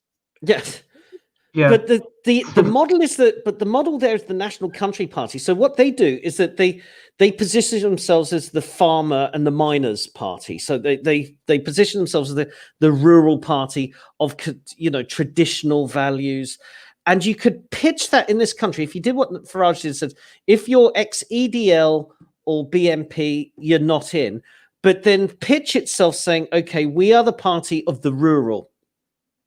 And build the base up in the shires, as it were. Build the base up there, and then if it gets popular enough, it can become the weight that drags the Conservatives. Because the Conservatives, if they do well, the Conservatives will have to go, we may have to enter into coalition with these guys, but these guys we could probably get along with. But then the counterclaim to that would be that the Conservatives are very good with containment, and they will, before they even get off the ground, this sort of Shire Tory, the Shire rural, socially conservative, which I think that this would be in your vision, Rhubba, socially conservative party would be contained by the party before it's reached a position where they actually start gaining any sort of significant political power. So here's where we need 2 magic ingredients to make such a new party viable. One is you need somebody like Farage, preferably Farage. Would Farage be content to lead something that's not city focused, but a kind of more rural shires focused? Would he be happy doing that? He probably would if he felt that he could. Because Brexit is very strong in rural areas, so he could he would find a base. The second thing it is, like the Brexit party, it needs backing. It needs big financial backing to make a sort of kind of professional launch. And if you can find the backers and you find the figurehead to coalesce around, you could make such a party viable. But as I said, we've got the figurehead. If he's interested, you would need the backing. You would need whoever was backing the Brexit party. You need them. You need to call them back in. Yeah. Yes. But that would. Sorry, currently. I think I was just going to say that would be. I mean, but again, I still don't know if the Conservatives because while all this is going on, there will be people in the Conservative Party that would see the momentum within this rural party, and the Conservatives have never really faced a insurgency within their rural bit. Because you remember with like UKIP and the Brexit Party, it was always in sort of the suburban areas with that of Conservative voting areas. If their rural bit of the rural of the party started to shift to another political party, I think the Conservatives would probably come in quite heavy, and you would see either two things. You would either see mass discredit of the sort of new party that led by Farage, which would be helped by the media, or you would see, or you will see effectively a massive cultural shift within the party to protect the integrity of their Shire voting base. Because if you think about how many of the top Conservative MPs in the party have seats in Shire, in like really rural Shire constituencies. Mog has Gove has a well, he's got a commuter belt seat. Yeah, I mean I'm just trying to think. Liam Fox, North Somerset. Just say that. Jeffrey Cox and such. From the votes tonight about the internal market bill, which was supposed to have a massive rebellion. In the end, only 3 MPs rebelled. That was the media blowing it up. 3 MPs rebelled. Only 3 MPs rebelled. Oh, I actually thought there would be more. I did as well, but the media obviously blew that one out completely out of proportion. Yep, I've got it. Yep, up here. Yeah. So apparently, MP, what's his name,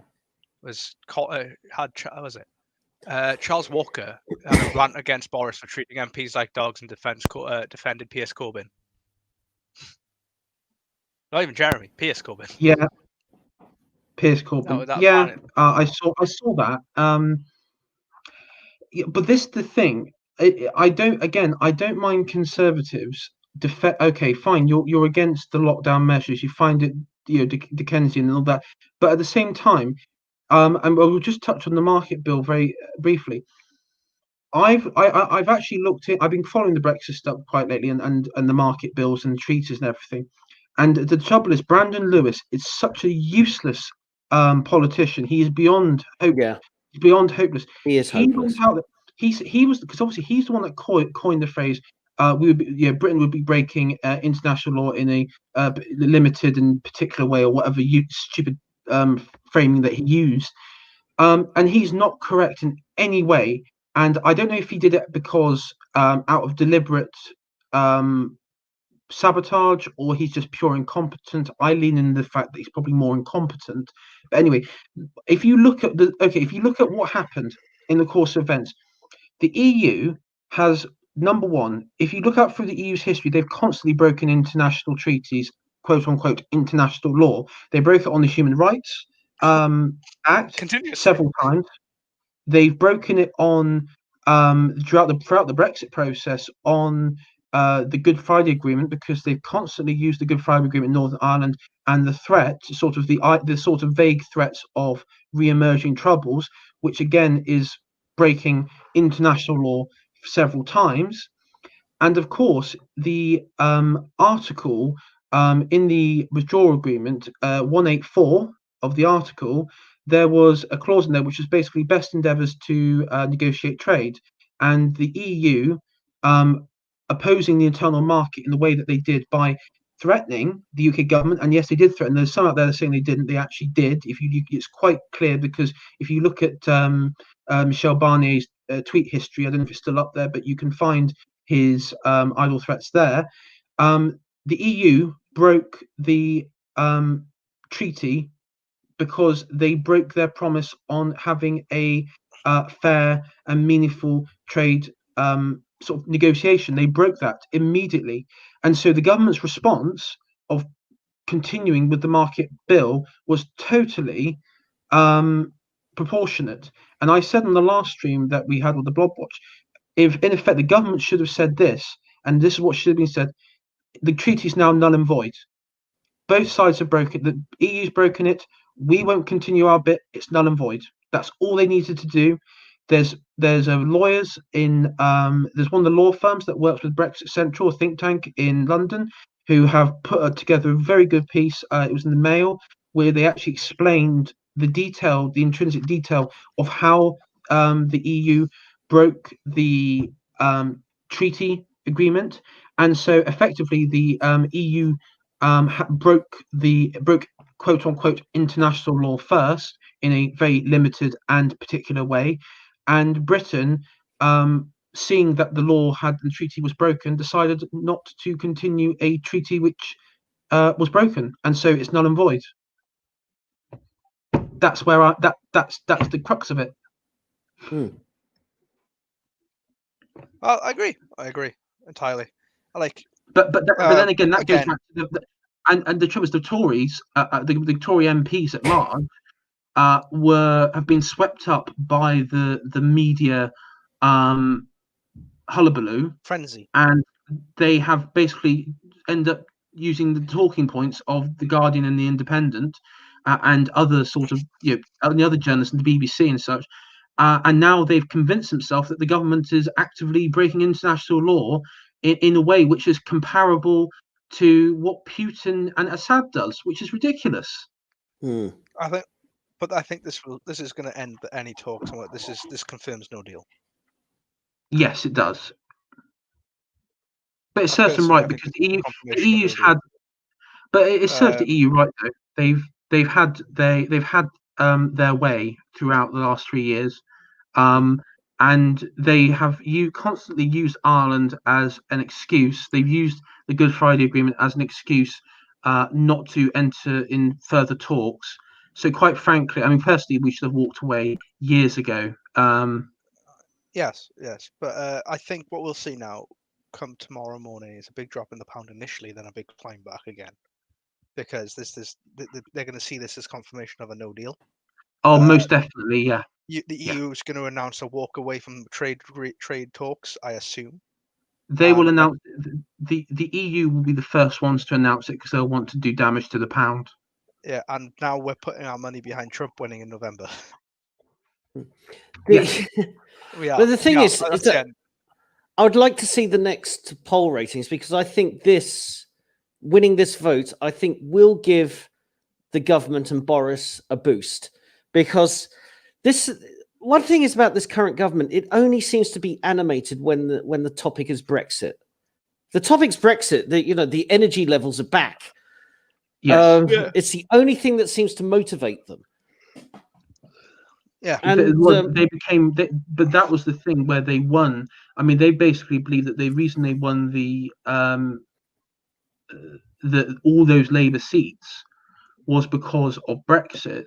But they need to realise that it wasn't just Brexit. They also won it because the left have become the Labour Party in particular have become so alienated from these traditional working areas, where they've gone down this the progressive university sort of wokist rabbit hole, that that the socially conservative people in like places like Bridgend and in northern northern red wall seats have no sort of connection to this trail of thought. That's true. You're correct. But I do see. Oh, it's gonna be a bumpy road ahead now, a little bit. It's gonna be a bumpy road. But the thing is that I think we're agreed that the way to go about getting the kind of conservative party and conservative movement going is to be done internally within the party rather than create something external.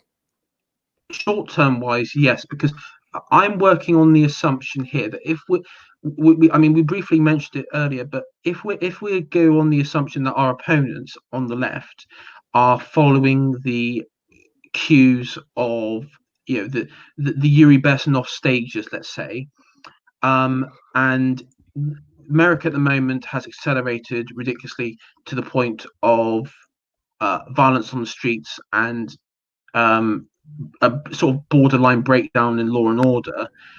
If we apply that same theory to what's going to happen here, maybe in a few years at best, maybe even in a few months, weeks, we don't know how fast it's going to accelerate. We have to go down the shortest option available to us. Destroying the party is not even realistic. Creating a new party, while it might be good long-term prospect, the problem is, again, short-term wise, it doesn't fulfill the need. Entering the party and then doing it short-term and securing an existing institution which already has that power base behind it, that can shore up votes that we would need future, is something where the culture goes. Exactly. And so that's what we need. What we need more than anything, I'm telling you, is I call it the three capitals. You need to first, you need economic capital. Economic capital which you can invest. Then you need to invest in cultural capital. This cultural capital will then eventually be invested and proliferated through education capital. All these three capitals then create political incentive and thus political movement. This is how you move the dial, I think, personally. Yeah, and so and that is the way. I think short term wise, because I don't think we actually have I don't know about you two, but I don't think we have the luxury of time when it comes to this, because I think a lot of this culture war stuff, a lot of this progressivism stuff, I mean, I think Douglas Murray, he referenced it in one of his streams. I think it was an interview with trigonometry. He basically said it's accelerated a lot faster than he thought, and I think that's something we noticed on the right. A lot of the commentators on the right who are very aware of this, the cultural stuff, have said that, like, Black Lives Matter and statues in America, and statues here, it's all accelerated. I mean, throughout the lockdown, everyone thought that this would sort of contain it and maybe even stifle it a bit, but it's done the complete opposite. They're worried because they haven't gained any ground in the past few years. Properly. Yeah, and the problem is the left has reached that point where they realise they can't win at the ballot box. They can't gain ground amongst normal decent people, as Farage would say. They can't gain that ground. So there's only one route left, and that is violence and intimidation. It's like a baby made up of the collective minds throwing a tantrum. Yeah. Well, there's two levels of violence. Of course, there's the street violence, which we haven't got to the American levels yet on that. The other one is the kind of reach it.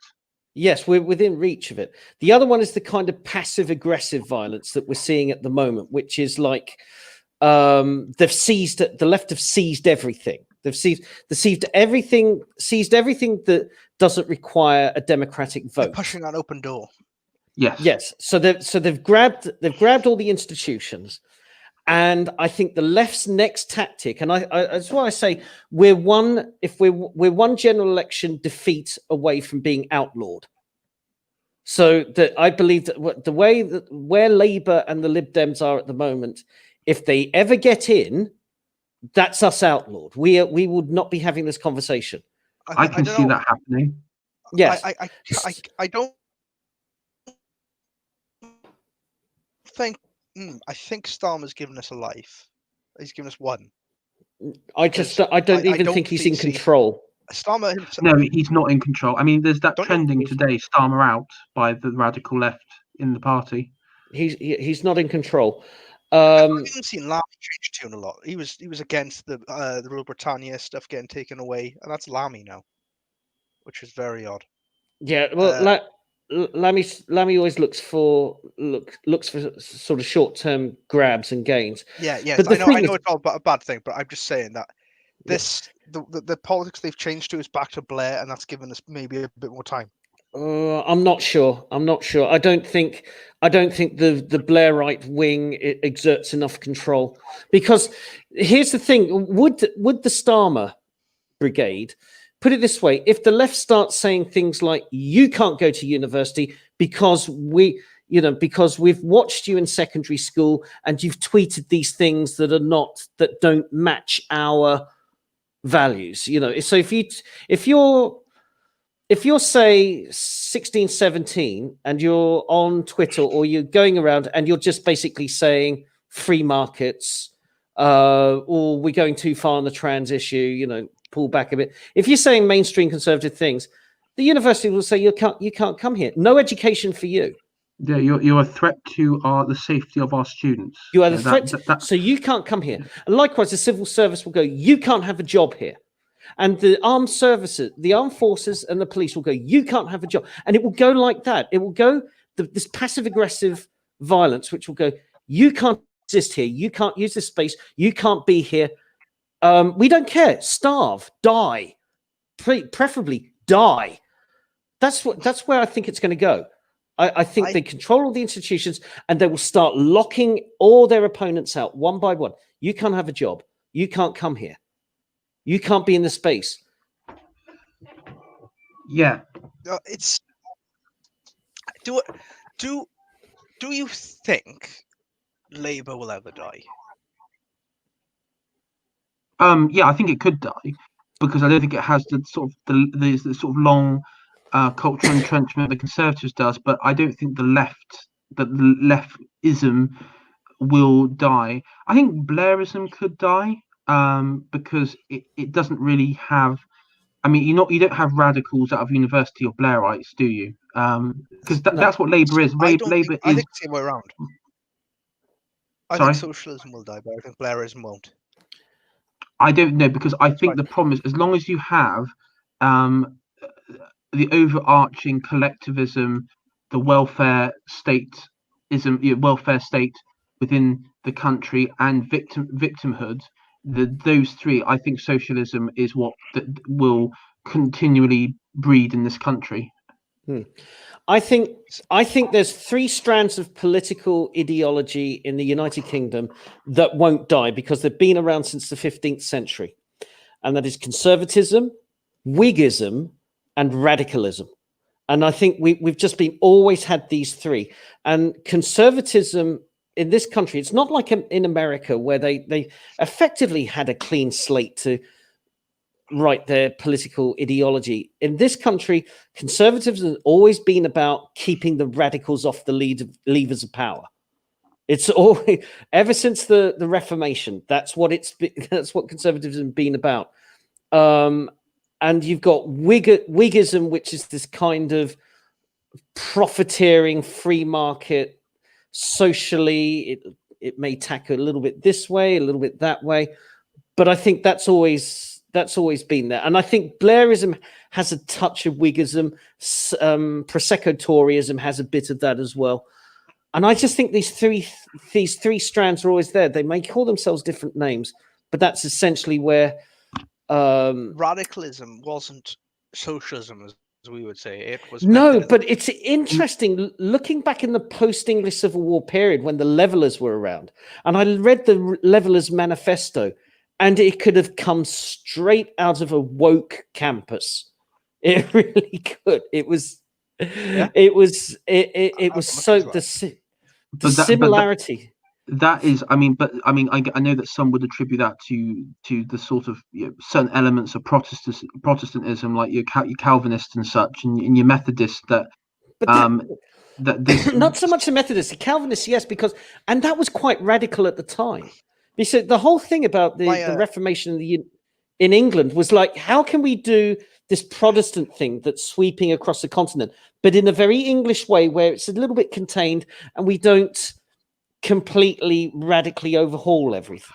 Because Anglicanism was never. I have to explain. I think one of my historical streams was that Anglicanism was never really Protestant. It was independent Catholic. It was Catholic in its conception. Yeah, it was Catholicism without the Pope. Yeah, and even Henry.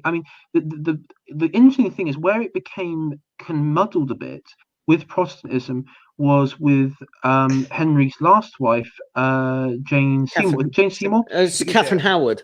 Oh no, Catherine Parr. Catherine Parr was the last one.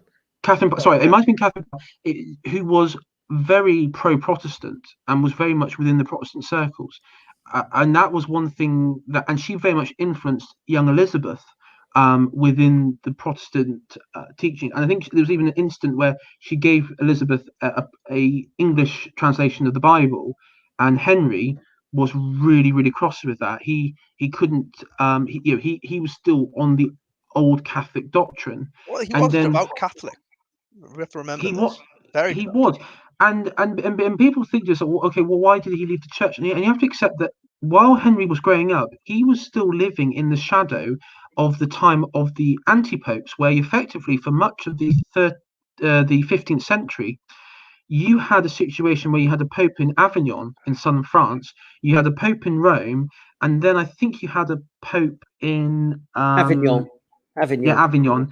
Yeah, and then there was another pope, I think, like in somewhere in the Holy Roman Empire as well. He was like another there was between two people, and then a third guy just jumped in the scene and says, "I'm going to be pope as well now."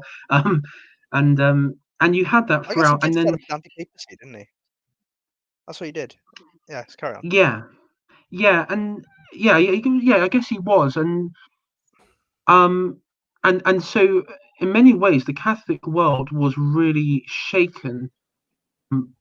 Or Christendom in Europe was really shaken because the Catholics never recovered from that fully. Because then you had the rise of the Hussites in the Bohemia, and then of course immediately after that you had Martin Luther, and then the Protestantism spread, Northern Europe and everywhere else. Calvinism turn up, and then Calvinism, and so with Henry, he never experienced a time when Christendom and the Roman Catholic Church was united strength, because at that time it was very heavily weakened, and I guess its weakness, you could say, what came from the fact that Italy was geopolitically, it was a mix of city states, and then you had France and you had Spain, and you had those two superpowers sort of doing like a Cold War, my family, sort of proxy war. My family all come from the Puritan tradition, which is so like, because Welsh independent chapels are all Puritan, all come from the Puritan tradition.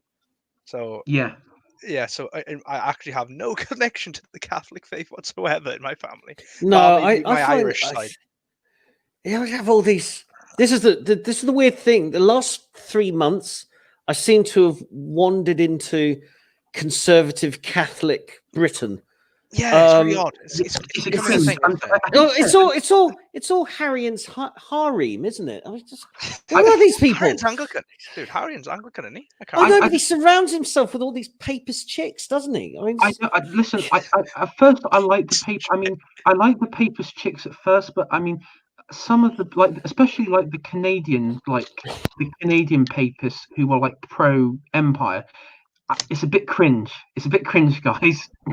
Not gonna lie. He wouldn't be pro-empire though. Sorry. Why wouldn't you be pro-empire? Oh, it's not the pro-empire bit. It's the pro-papist bit that's a bit cringe.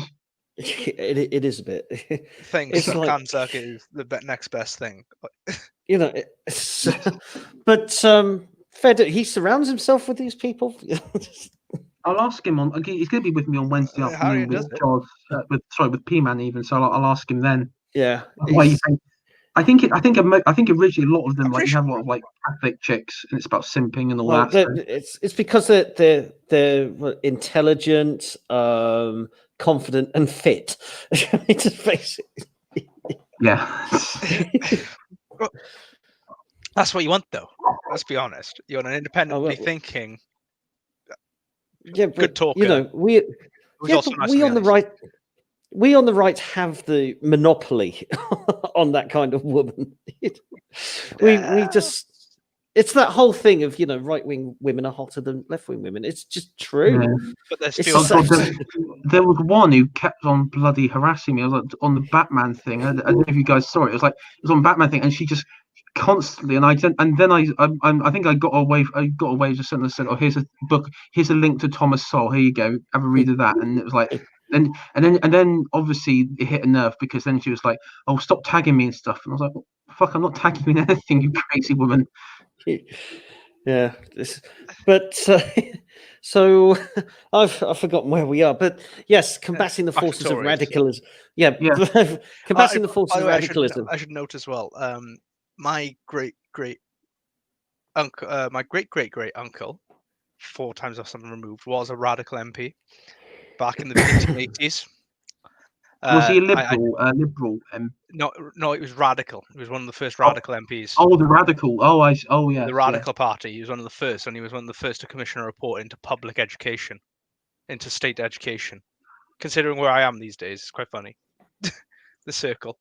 So your ancestor basically started the decline. He was the first to do a state education report in Wales. For Wales. He was a Welsh MP, but he was a Welsh person, but he was MP for Coventry.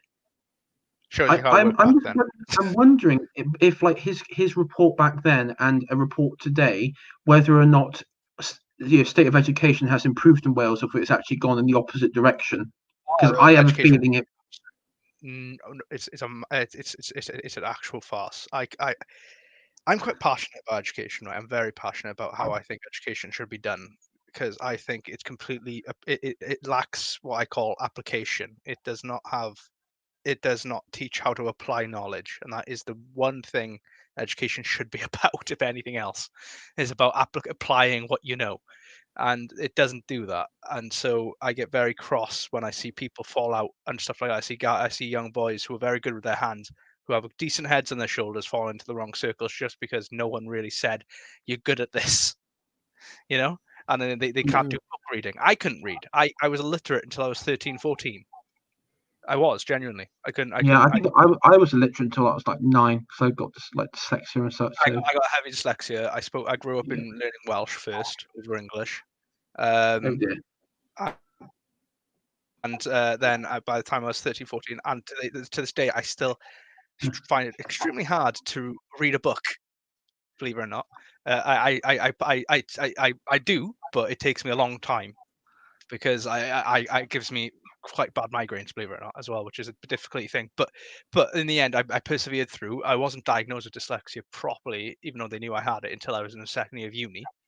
And you got to push through it. But a lot of guys don't have the kind of my mental insane ambition of getting through. I just bit tooting up a bit of smoke up my own ass here, but like it's true though, and I see a lot of good people who know their stuff fall off, and it makes me so cross. Well, I mean, I think like you could, when we create the new party, the new party within the party, you can be our Albert Speer. If we're doing the fight, never compare me to Albert Speer. That's a joke. That's a joke. Guardianistas and Navarra media. It's a joke. It's a joke. What?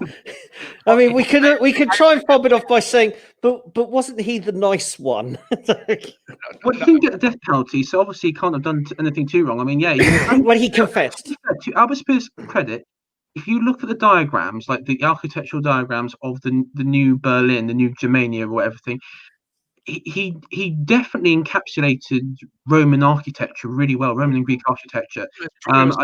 Classicism. That's what it was. Yeah, he rejected. But in terms of Mussolini, he embraced modernity, which was his downfall. The thing is, you got to remember. God, we're going into history now. That fascism in Germany and Italy evolved from two different ends. Fascism in Italy came from futurism, whilst fascism in Germany came from a heavy romanticism. That they ended up in the same kind of quarter because they both had to fight communism, and the only way you fight communism, especially internationalism, as it was more or less known back then, because the international and all that is with heavy nativism, and that's where you get National Socialism. People keep doing this. I hate this when they do this. They go, "Oh, but communism destroyed fascism." No, it created it. Yeah. Oh, they don't like it. They know deep down. That's the thing. When you push the commies and the hard socialists on this, and you go, but it grew out of communism because Mussolini was a socialist. And his paper that he was like a senior editor on, if I remember correctly, was a communist paper. Yeah. It was a communist socialist paper. I mean, he was, and the only thing that made him that sort of de-radicalized him, shift from communism socialism was when he was in the military, and he was on the boots on the ground, the lads during the First World War, and he became a nationalist. Yes, well, he fell in with Gabriele D'Annunzio and others, and they were coming out of the Italian Air Force, and D'Annunzio, I think he wasn't a pilot, he was I think a bombardier, he was like a bomb aimer on a plane. But they came out and said, air power is the future, and that's where the futurism things come in. And they were this kind of, yes, we're going to embrace technology and all that. But when you push today's socialists and communists and say, come on, fascism grew out of it, they get very defensive. And that's when I know deep down they actually know this. But to articulate it is to concede ground to you, and they won't do it. They will die on that hill, thrashing about in illogic and bizarre trains of thoughts, rather than admit.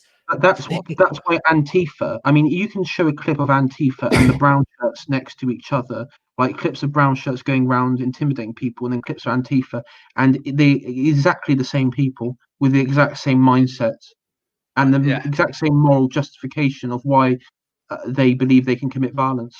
See, I'd say one of the worst mistakes we ever did was to pose the Kaiser. We should have forced abdication, not deposed him. That's what I'm saying. I really do. But who? This is the thing. Why got to understand why in the last 12 months of World War I did all of a sudden Britain and France allow its victory terms to be dictated by the Americans? Because they funded it. They basically financed the last few months. And basically Woodrow Wilson, who didn't have a dog in the fight, and 6 months previously, the Japanese had more of a dog in it. Yeah. And then Woodrow Wilson comes along and just says, right, 14 points. This is what you have to do. This is what we demand. And he buggered it up, which is why I'm glad this whole, the whole thing with Woodrow Wilson, his stock has plummeted. Historians look at him because he was held as, 20 years ago, 30 years ago, he was held as one of the exemplary presidents, and now his name is pretty much mud. But the best president was Teddy Roosevelt. Tell me. Teddy, I mean, there are some who would say Calvin Coolidge. Cool. Calvin Coolidge, he was the 1920s one. Did nothing, exactly. Who? So America prospered under his watch, and he never did anything. So that's why they say he's so good. I never heard of that president. I actually haven't, and that's very odd. Because I could usually name most of them off the top of my head. The thing about Calvin Coolidge is that there's this famous anecdote. He barely said anything. And these two women approach him at a state function. He says, Mr. Coolidge, I have a bet here with my friend that I can get you to say more than 3 words. And Coolidge just went, you lose. And just walked off. Right. But Roosevelt, back to Tories. Well, we can learn a lot from Roosevelt. I've just seen somebody who messaged me on Discord, and he just said it was I think it was on Settlers Lament Discord, and he just said at AI, I think it's a waste of time trying to win in electoral politics, even if you somehow manage to get a guy like Rab or on leader position of the Conservative Party. Other countries will start applying pressure and threats, and corporate media would effectively do activism against him. I think we should be talking about how to create enclaves and smaller organizations to protect ourselves during inevitable progressive takeover and cultural degeneration. Trying to separate yourself, you're still within the country. You're just not. They're going to come in with brute force, whether you like it or not. That's the thing. You can't isolate yourself. No, I mean you can't, because the problem is you end up going back to the thing of what, and this was the really heated cigar stream with AA and Charlemagne and Don the Pleb, where you have effectively retreat, but where do you retreat to? Because you can retreat, but then there'll be a point where there'll be nowhere left to go, because everything will be gone. Yeah, retreat is gone. There's no option. There's no option. Yeah, and this is what Douglas Murray was saying. There is no retreat option now. Now the thing is, I wouldn't throw out trying to win electorally. I wouldn't throw that out because winning electorally does give you some cachet. You can always fall back on, but this is what was voted on. This is what. So you've always it grants you legitimacy. That's what I'm looking. That's what I'm looking for. It grants you legitimacy in that respect. But he's right. We do have to protect the enclaves. We do have to. What we have, we hold is the first thing. Yeah, so And- like one area that we do hold, and I think probably we on the right do hold, is okay, let's like locally. I would say I'm just trying to think. We hold the pub. The pubs. Yeah, I think the pubs is a good start. I'm just trying to think. We don't hold the church. We don't hold Radio. I think maybe radio. We could say like with LBC radio. We hold everything radio. other than television. Yeah, we don't hold maybe, television. I mean, No, I we don't. I said everything other. Everything other. I mean, video games, like gaming world. I think we've sort of lost a bit. I think it's. I think it's developers. I think we still have. I think we have a lot of gamers on site. We have the gamers, but we don't have the industry that goes along with it. No, We have the public. We have Joe Public, the normies. We have Joe Rogan. We've got. I was going to say with Gamergate, it was effectively the progressives tried to take it over, but they lost, and then it sort of became a stalemate where effectively the developers and the games journalists said all gamers are basically racist bigots, and all gamers said no, we're not, and we don't like you, and then that was the first real cultural war which was evident and open on a field of battle. And also where the progressive lost, because I know people say, "Oh, did they lose?" Well, because remember, what was their aim? The aim was to take it over, and they didn't. And they didn't take it over because they didn't take the game. It's what's odd about the thing is that the historical institutions are the ones that are falling easiest, whilst the new institutions are the ones that are fighting back the hardest. Like you think about gaming, very new institutions still, even though it's been around since like since the 80s, really. But and you've got YouTube.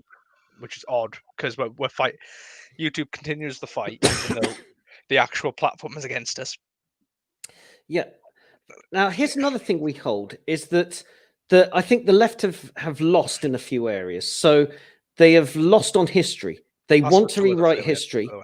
They want to rewrite history, but they're losing that one because there's an overreach. You know, every time somebody, an institution says we're renaming this building, we're renaming that, there is a public backlash, and I think they will. I think they will suffer for calling it George Floyd. Yeah, they will attack the statues. I think there will be pushback. So they're not. I don't think they're going to win that one. So I think in terms of patriotic culture and history, that's the easy ones to win back. I think we can push the left out of that. I know we're dishing out white pills like mad here, but like, I also think I don't want to go too mad with this, but the military. I think the military. There's been an attempt to take over, especially the higher ups in the military. The sort of like the administrative sort of desk in the military. Not obviously not the rank and file, but the desk ones. There's been an attempt. I think you could push the progressives and the progressive mindset out of that.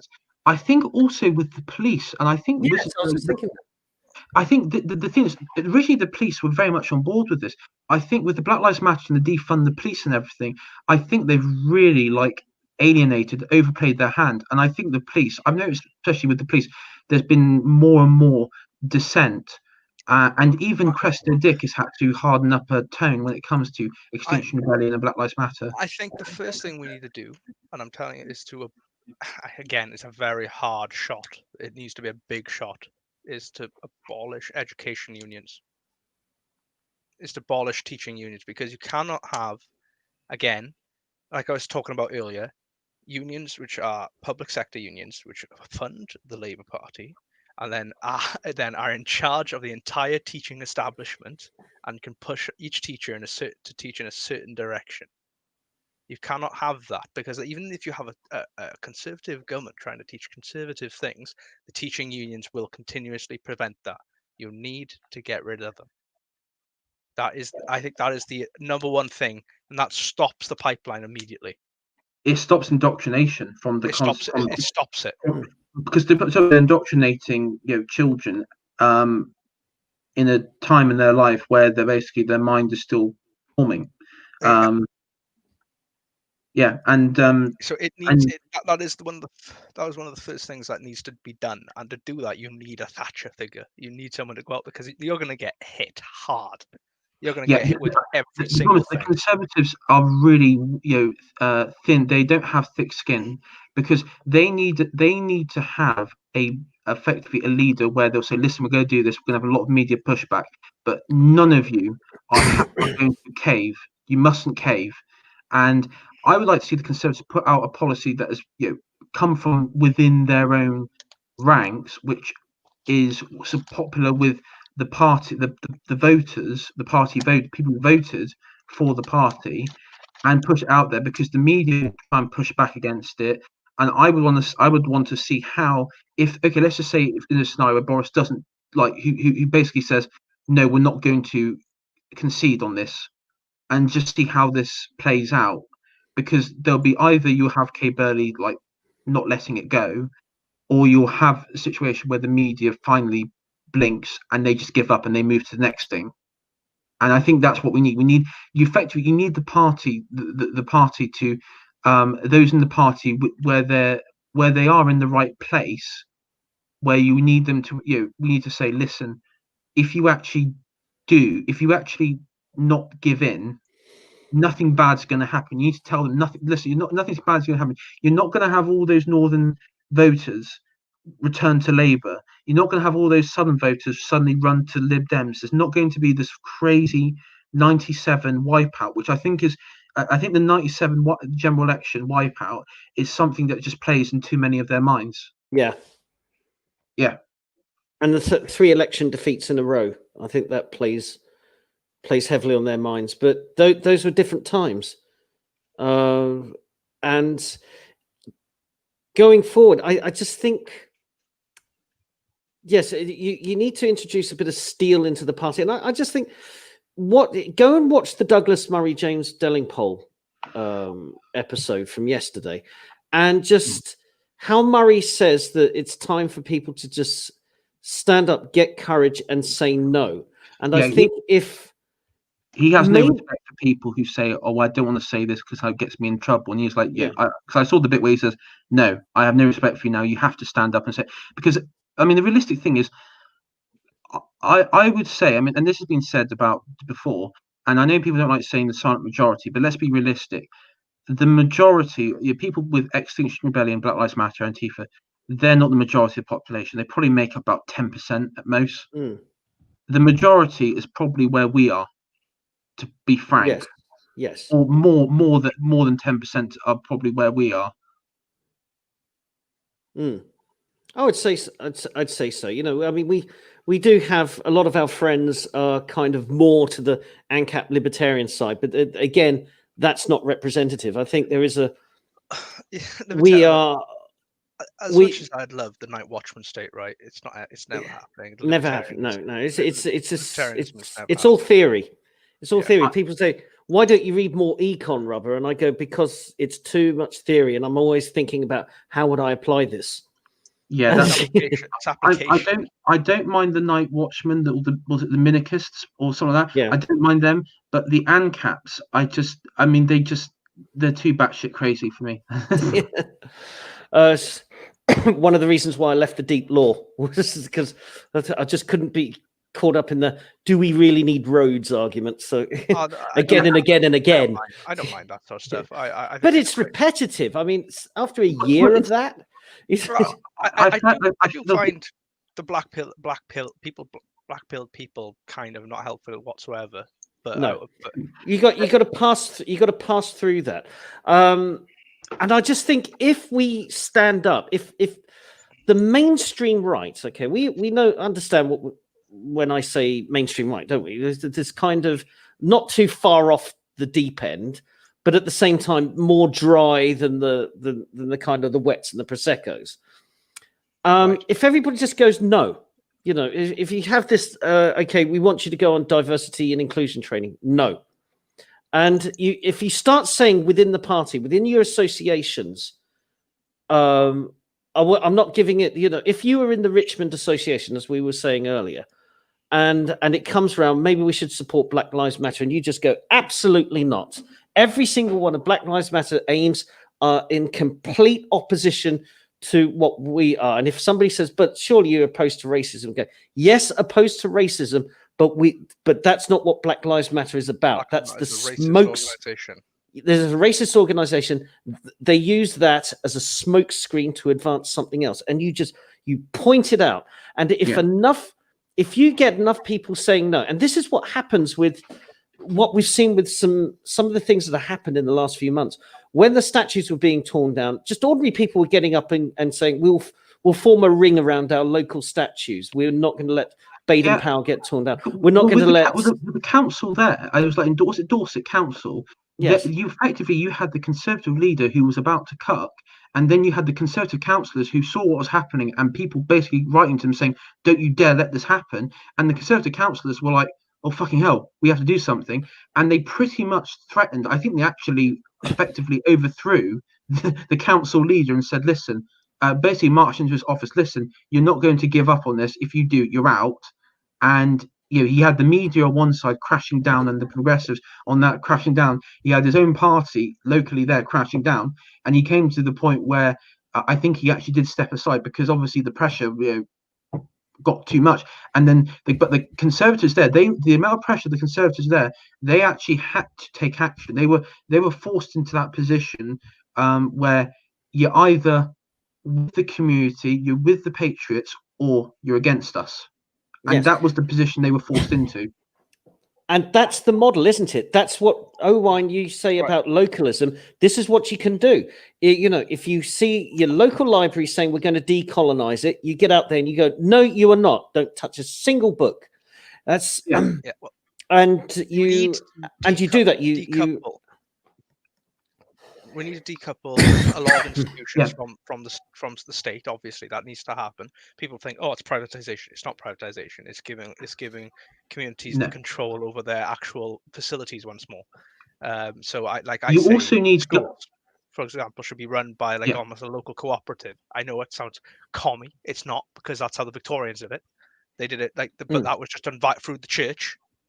And I think it could be done in a secular manner through a locally funded kind of community bank of some form that could fund local projects. I don't know.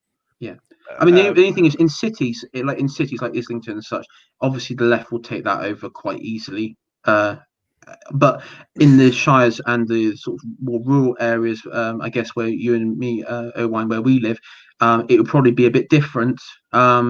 It'd be different. It'd be obviously probably more conservative voters, maybe like Plaid, I guess, with you, would sort of have the influence.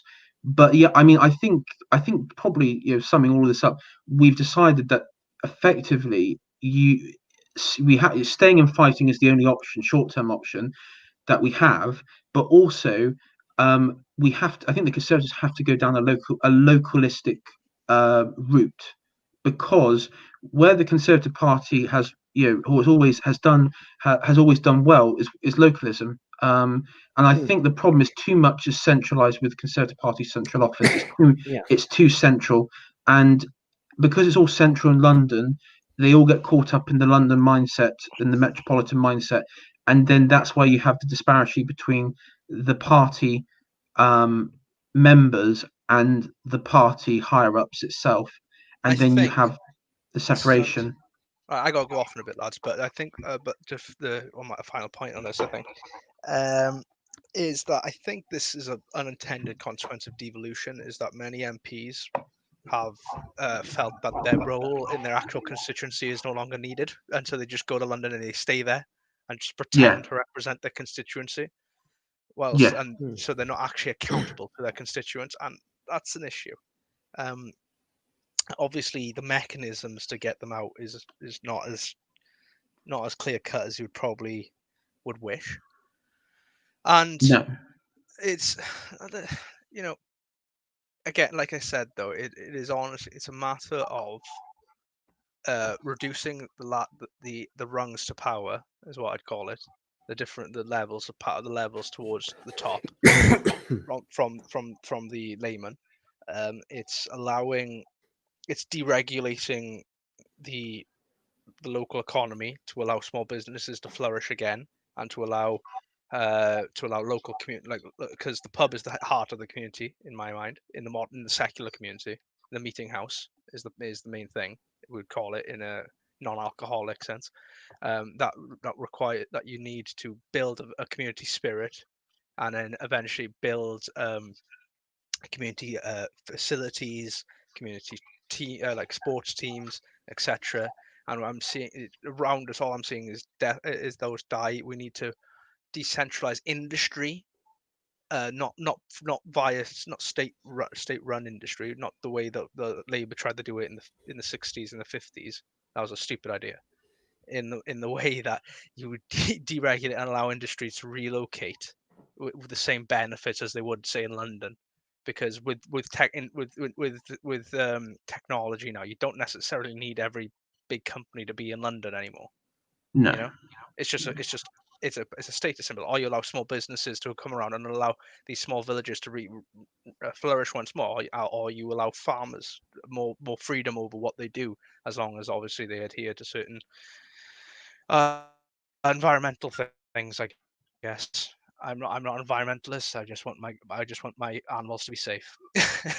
But there is a level of so environmentalism that's acceptable. You know, there's like, you know, sort of conserving areas of natural beauty. You know, so it's kind of green better, spaces, brownfield sites, that sort of stuff. and also you know, responsible farming practices. You know, that kind of thing. That's all I ask. Yeah, That, you know, stripping off farming. naked and pouring. I mean, stripping off naked in central London and pouring blood over yourself and chaining you to the West Palace of Westminster Gates is not conserving environment and anything. It's just, I mean, like what Extinction Rebellion do. From what I can see, none of them have really any connection to anything rural, anything environmental in any way. It's performance art. That's basically, you know, it's basically the art colleges and the theatre schools just, you know, spilling out on the streets. Well, they would be in many ways, they would be the more radical sects of Protestantism back in the day. They would be the more radicals. Maybe I know some say they would be the Puritans of what would back in the day. Probably not. They would probably be more of the I don't want to say Calvinist, but similar. Maybe Anabaptist. I mean, I'm just trying to think more crazy Quakers. Christian sects. Quaker, yeah, maybe early Quakers. Early Quakers, yeah, maybe Anabaptist, that sort of. The more crazy ones, the ones went a bit loopy. I can't remember. Yeah. I was before any of we'll head off. Owen and Rhubba, is there anything you want to show? I always ask. I've started asking my guests this. Any work that you're working on? I actually not at the moment, because my main laptop's in for repairs. So I'm using the one that's used for work. So I'm not. Yes, I'm not editing anything at the moment. I was doing this. This is my week's work tonight. Oh, good. Thank you. Foundations podcast. I think we're doing one Sunday, trying to figure out what specifically the topic will be. It may be medieval Britain. I sent you a suggestion about the Teutonic working on it. Order. Yeah, I mean that one's a good one to go down, because the architecture in I guess what was Prussia. There's like places like Kreuzberg and Marburg Castle is pretty amazing architecture. I was desperate. I really wanted to get like a Crusades one organized with Sargon, but trying to do something like that would be quite difficult. He's a hard man to get a hold of. Well, I can hopefully he'll be on Friday Blob Watch with Carrion, so I can ask him there. then. Yeah, so that was one thing I wanted to do at some point with that special. And also I need to find someone who is big into British history, British medieval history. I wanted to do kind of the fall of, just after the Romans left, the fall of the Brittonic kingdoms, the rise of the Saxons, and then There's a YouTuber who does like Saxon history. I'm just trying to think who. I've seen him do videos on that, and I think he's like at University at Cambridge or something.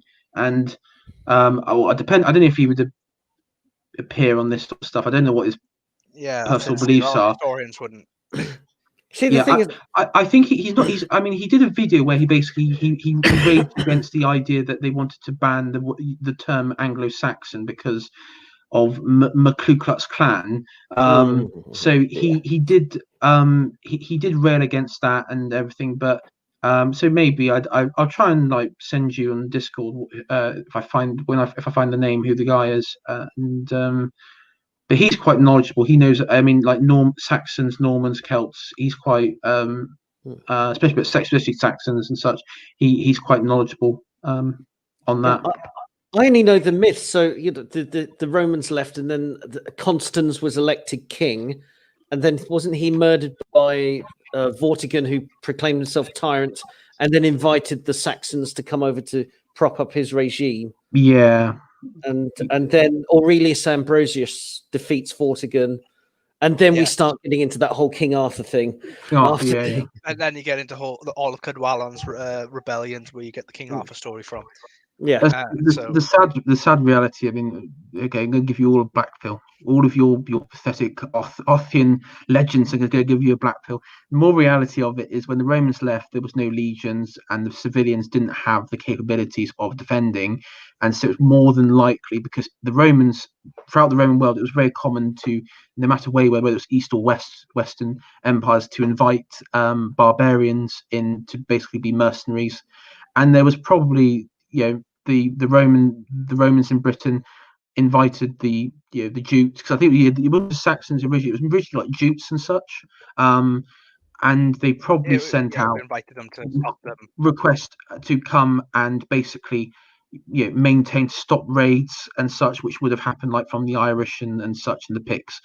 And probably there was word got back to the Saxon regions and the Scotland and such, saying, listen, there's this entire land where there is no defenses, there's no legion, there's nothing there, and it's there's a lot of empty space and everything. Let's all go, lads. And probably it was a situation of just a wave of migrants, effectively Saxon migrants, who arrived, colonized the coastal regions, and then slowly throughout the decades and centuries basically shifted throughout England to a point where the Romano-British were confined to parts of Wales, Western England, West Wales, and Cumbria and such. Yeah, and then you ended up in the end with just Wales left. But there we are. Yeah. That's a different story for another time, right, lads? I really got to go because I got work. Likewise. Likewise. But I think that was a good stream. We sort of covered the basis of what we're doing. Is basically localism. Owain is will be our next Albert Speer, and when he comes to destroying the horrible architecture in Southwark and Islington, we will rebuild with marble columns thanks to Owain's ingenious engineering skills. I think a really good stream for us to do next would be to do like a kind of manifesto build. Yes, that would be a good one to do next. If we kind of went through a kind of our own manifesto, I know people go, what? Yeah. So we can work on that. But again, thank you, lads, for coming on. And you're welcome. Thank you for the invite. Yes, very much. Thank you. And thank you, chat, as well. Sorry I couldn't get through all of the stuff. And yet there's one chap who says I'm not survived the jive. I don't know who this guy is. I've looked up his channel. He sounds a bit like me, but I'm not him. I'm honestly not him. So don't message him saying, what are you doing talking about conservative politics? And I'm not him at all. He's another historian chap, but as well. but anyway, yes, he does a bit of Saxon work as well, so you can look at him. But anyway, thank you very much, guys, and I'll see you all later. Okay, bye. Bye. Thanks a lot, guys.